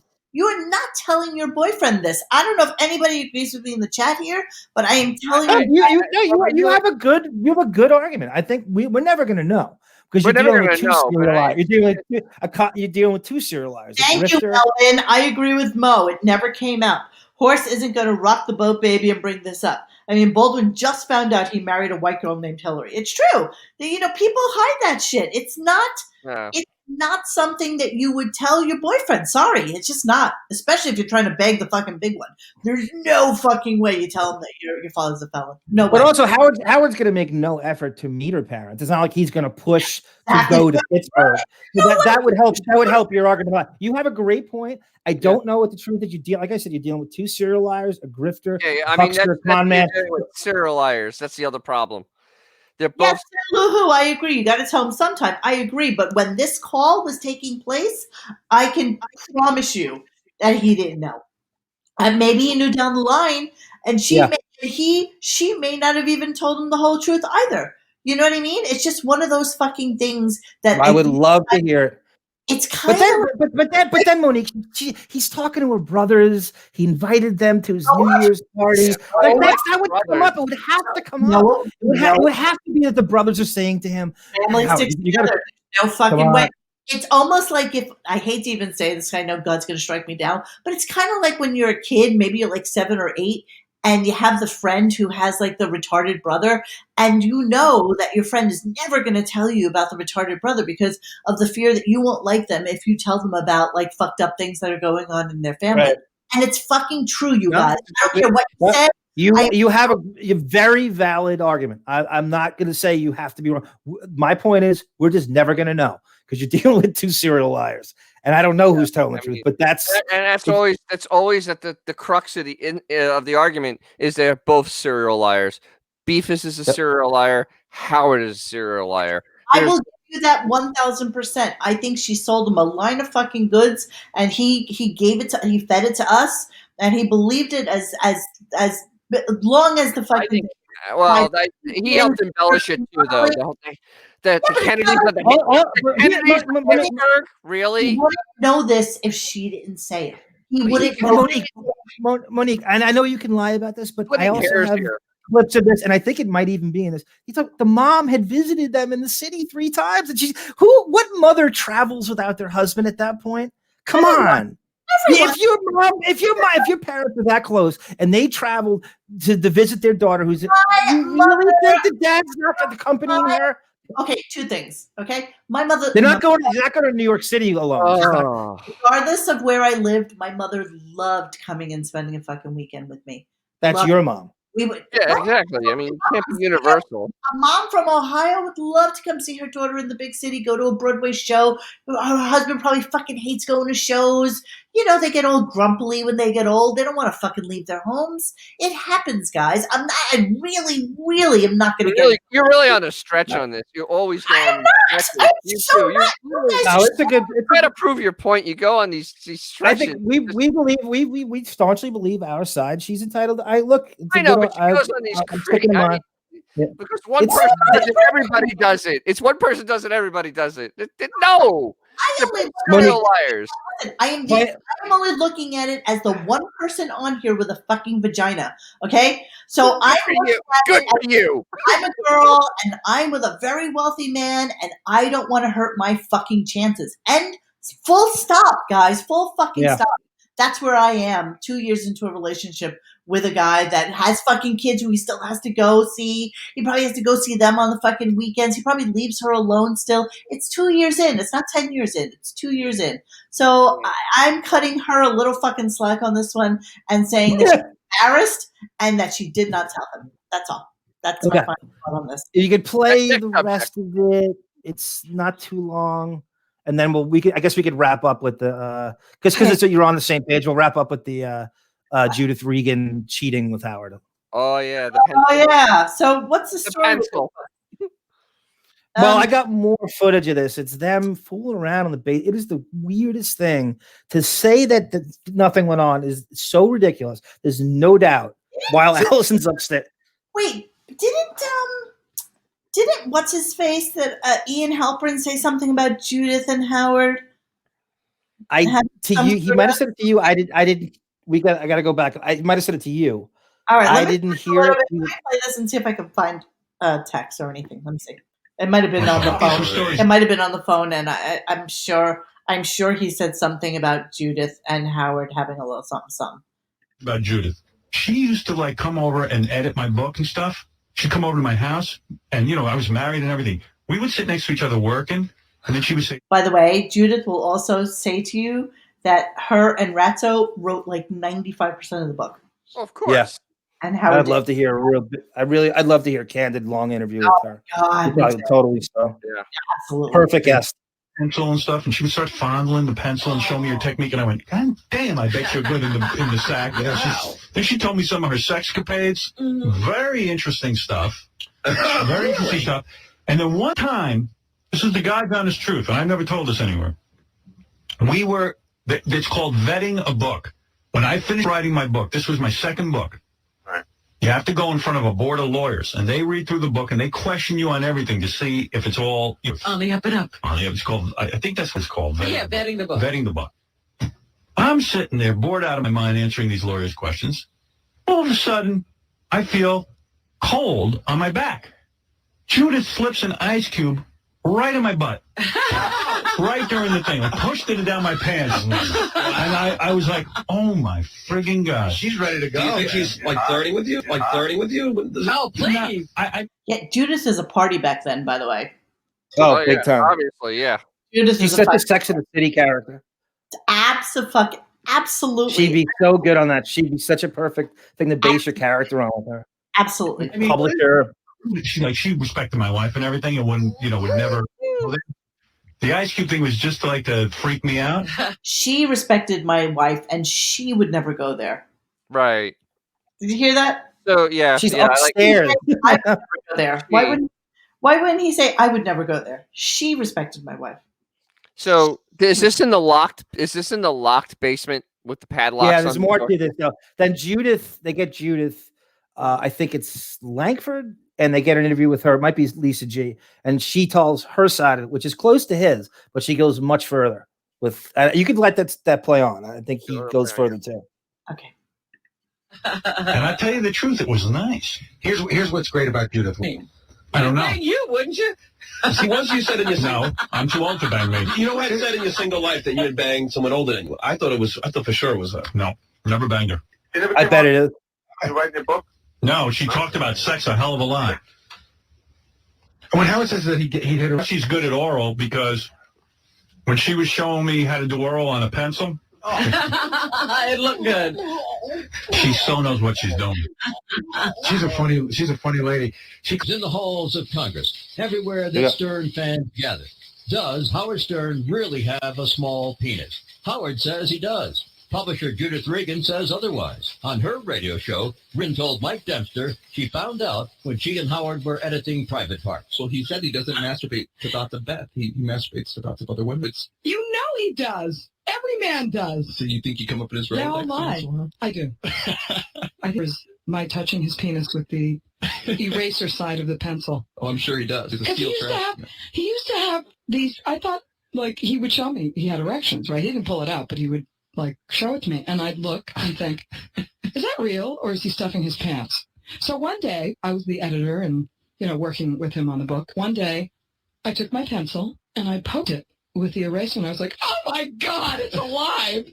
It was Judith Regan sounds like every woman that I ever worked with who was older than me when I was really young and was like the only woman who worked in an all-male dominated venue. Yeah. So she had to be the guy kind of girl as well. The Bristol, Connecticut ESPN compound when there's like 2 chicks working there. Right. Trying to fit in.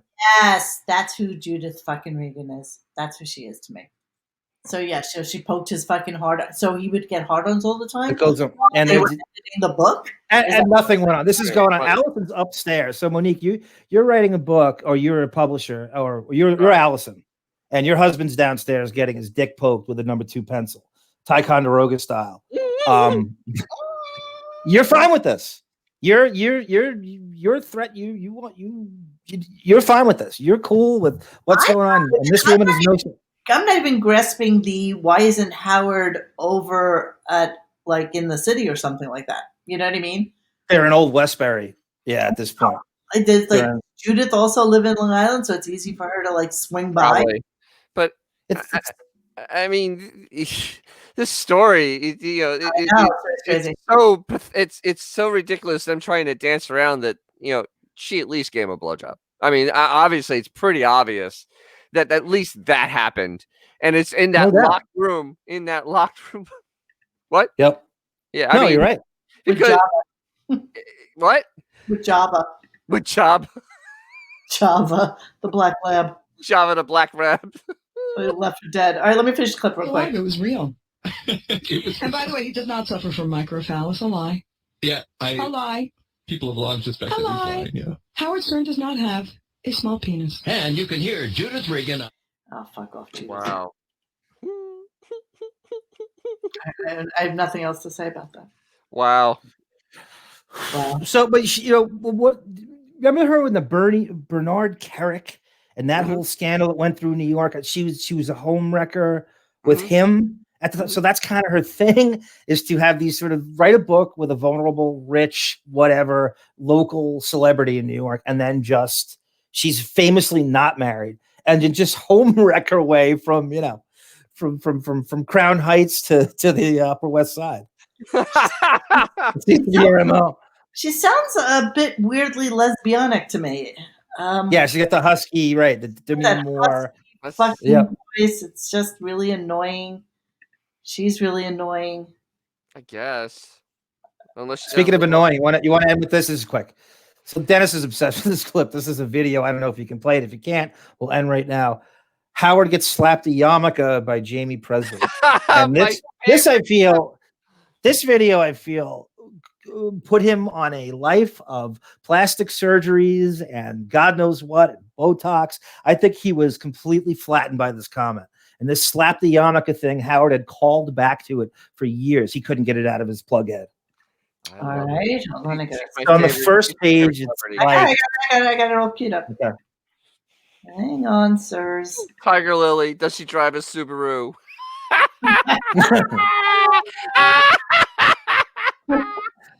All right, here we go. Jamie Presley, love her. I was gonna say maybe you should go That's to low. Rockstar. Maybe I should do the rock star thing. Well, that kid in Incubus is a good-looking kid. He's gorgeous. He was just in here a couple of weeks ago. Really? Yeah. Wow, what a good-looking guy. You'd be a good-looking couple with him. God damn. Oh, now there'd be some pretty chill in there. I'm really supposed to look like that kid. That's You right, were he got supposed your to, but looks. something happened. Yeah, I was born to the wrong You got parents. slapped the yarmulke. I did. Wow. I look very Jewish. Yeah, I do. Oh. Wait a minute. Half my family's Jewish. I have nothing. Everyone I work with. Yeah, right. is Jewish. What do There's you mean half nothing your wrong with family is that. Jewish? How is half your family Because Jewish? my aunt married into a Jewish family, and so all the kids and She everything. knows some Jews. Hey, now I know some. All right, whatever. Still an insult. Oh yeah. So Melvin wants me to play that her laugh again. That was pretty fucking funny. That laugh is great. What does that mean? She thinks I look very Jewish. Yeah, I do. Oh. Wait a minute. Half my family's Jewish. I have nothing. Everyone I work with is Jewish. What do There's you mean nothing half your wrong with family is that. Jewish? How is half your family? Because my aunt married into a Jewish family. Hey, Yeah. you look like a Jew. I like yarmulkes. You look like a big ugly Jew. You know what? You better Simon take your was top Jewish. off to The prove it. yarmulke hit you in the face. You look like one of them bearded New Yorkers. The yarmulke and the ugly stick hit you in the face. Wow, the yarmulke and the ugly. All my ugly family. You know what? Jamie Presley is just giving him like the truth bomb because Wow. Yes. I love when he says he could have had Heidi or he could have had Mel and all this shit. But you know what? Everybody sees you. He's been deluded. This is Mad Terror. This is like just out of the Mad Terror. He's been deluded into thinking he's this like good looking hip guy, and Ralph's giving him the makeover and stuff, and the bubble around him is telling him. And this is you're right. This is the first truth serum he's gotten from a Hollywood Lothario. Just giving him Pretty Girl, and Pretty Girl. And his thought that he could actually get the Pretty Girl because most of it was manufactured by basically fucking gold diggers, Yep. the Everhart, the other chick, these the Robin Gibbons. total fucking gold diggers. All they're looking for is the sugar daddy. Yep. And this girl doesn't give a fuck about Nothing him. to gain from it. Yeah, no. I wish I could have dug up maybe next time. I dug up the text exchange I had with Artie, pretending I was Jamie Presley. As I got his, I got his phone number from Monique on a screenshot, and I just decided I don't know why I did. I don't know what you talking about, like drunk sexting. I don't know what I thought. I'm gonna pretend to be Jamie Presley, and it was all to make Artie just bash Howard in the texting. It was great. I have my phone still.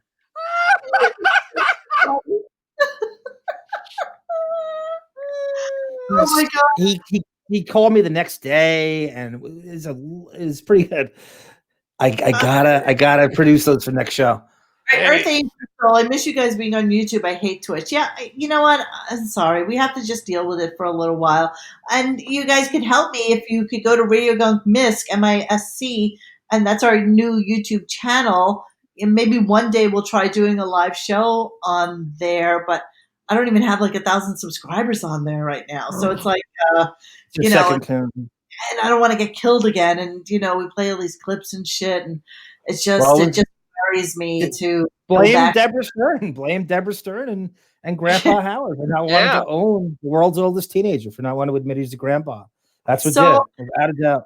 So, okay, did you want to sing us a song? Because I was just going to end with a really funny video that I'll play the video. I was going to sing the end. I'll play the video. Okay, it has nothing to do with anything. Oh, that's good. No, it seriously has nothing to do with absolutely anything we're talking about. I just found it to be one of the most amusing things I've seen in a long time.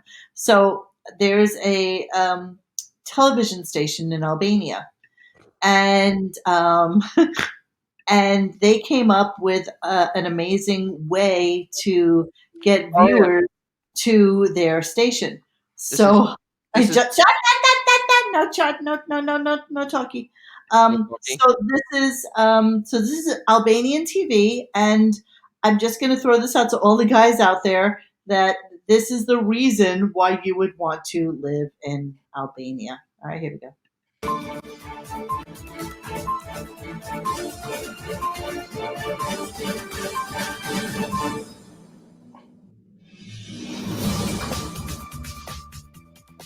Të nderuar teleshikues, mirëmbrëma dhe mirë se erdhët në 360 gradë. Këshilli i Evropës, ashtu si dhe Bashkimi Evropian, i cili soi të papranueshëm amendamentin e deputetit socialist Rauland Balla për shfuqizimin e nenit 62 të ligjit të medias. Sekretari i përgjithshëm i Këshillit të Evropës, Jagland, i ka përcjellë Parlamentit mendimin e ekspertëve të Këshillit. This is how they do the news in Albania. Oh my God. I don't have contact lenses. Is that Andrea? Is that Andrea Mitchell from MSNBC? Yes, that's exactly who that is. What is that like double? Is that like double-sided tape or something? Yeah, it has to be. And she always wears the same blouse because there's nothing else that fucking fits her. So it's just, back at you, Gina. Good to see you again. I just found that a little bit amusing. That's all. Gina Bobini, you're the Erica Durance of Radio Gunk, and that's a compliment. All right, Katie Elsie's had excellent clips tonight, Arm. Yes, thank you. Thank you, Katie. There's a lot more where that came from. That's just one stuff, and yeah, it's amazing. I want to move to Albania. I have no fucking idea.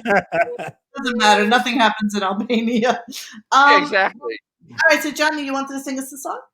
Oh, you still want? Okay, I'll sing it. Whoever requested "Arms Innocence" was it Gungadin. I'll sing "The End of the Innocence" by Don Henley and Bruce Hornsby. He always refers to Don Henley. Wow. Who I didn't realize was a pedophile. By the way, I want to thank Horsetooth Beth for giving me. She had saved a lot of those and sent them back to me, so she's responsible for a lot of the stuff I didn't have on this hard and Boff, and giving me a lot of I think the weird Howard News and Steve S. That's the shit you can't find anymore. Okay, before you sing, because we're going to end with that, I am also going to ask if anybody has ever downloaded and or saved any of our shows. That includes you, John. If you have the parts 1 and parts 2, which I can't find anywhere, of the Robin Quivers a Lie saga, it's one of the few things now that I'm missing from our cache of stuff that I have on YouTube. So if you have that recorded, or if anybody has the Robin Quivers a Lie, even the audio, just the audio portion would be great. I would love to have that because it was one of our best listened to things on YouTube, and it's completely MIA. I can't find it on my two old computers or hard drives. So it's on torrents now. What do you mean? You can torrent it. No, I'm just kidding. So our show is so big, it got on torrents. All right. Oh. So, little End of the Innocence action? Huh?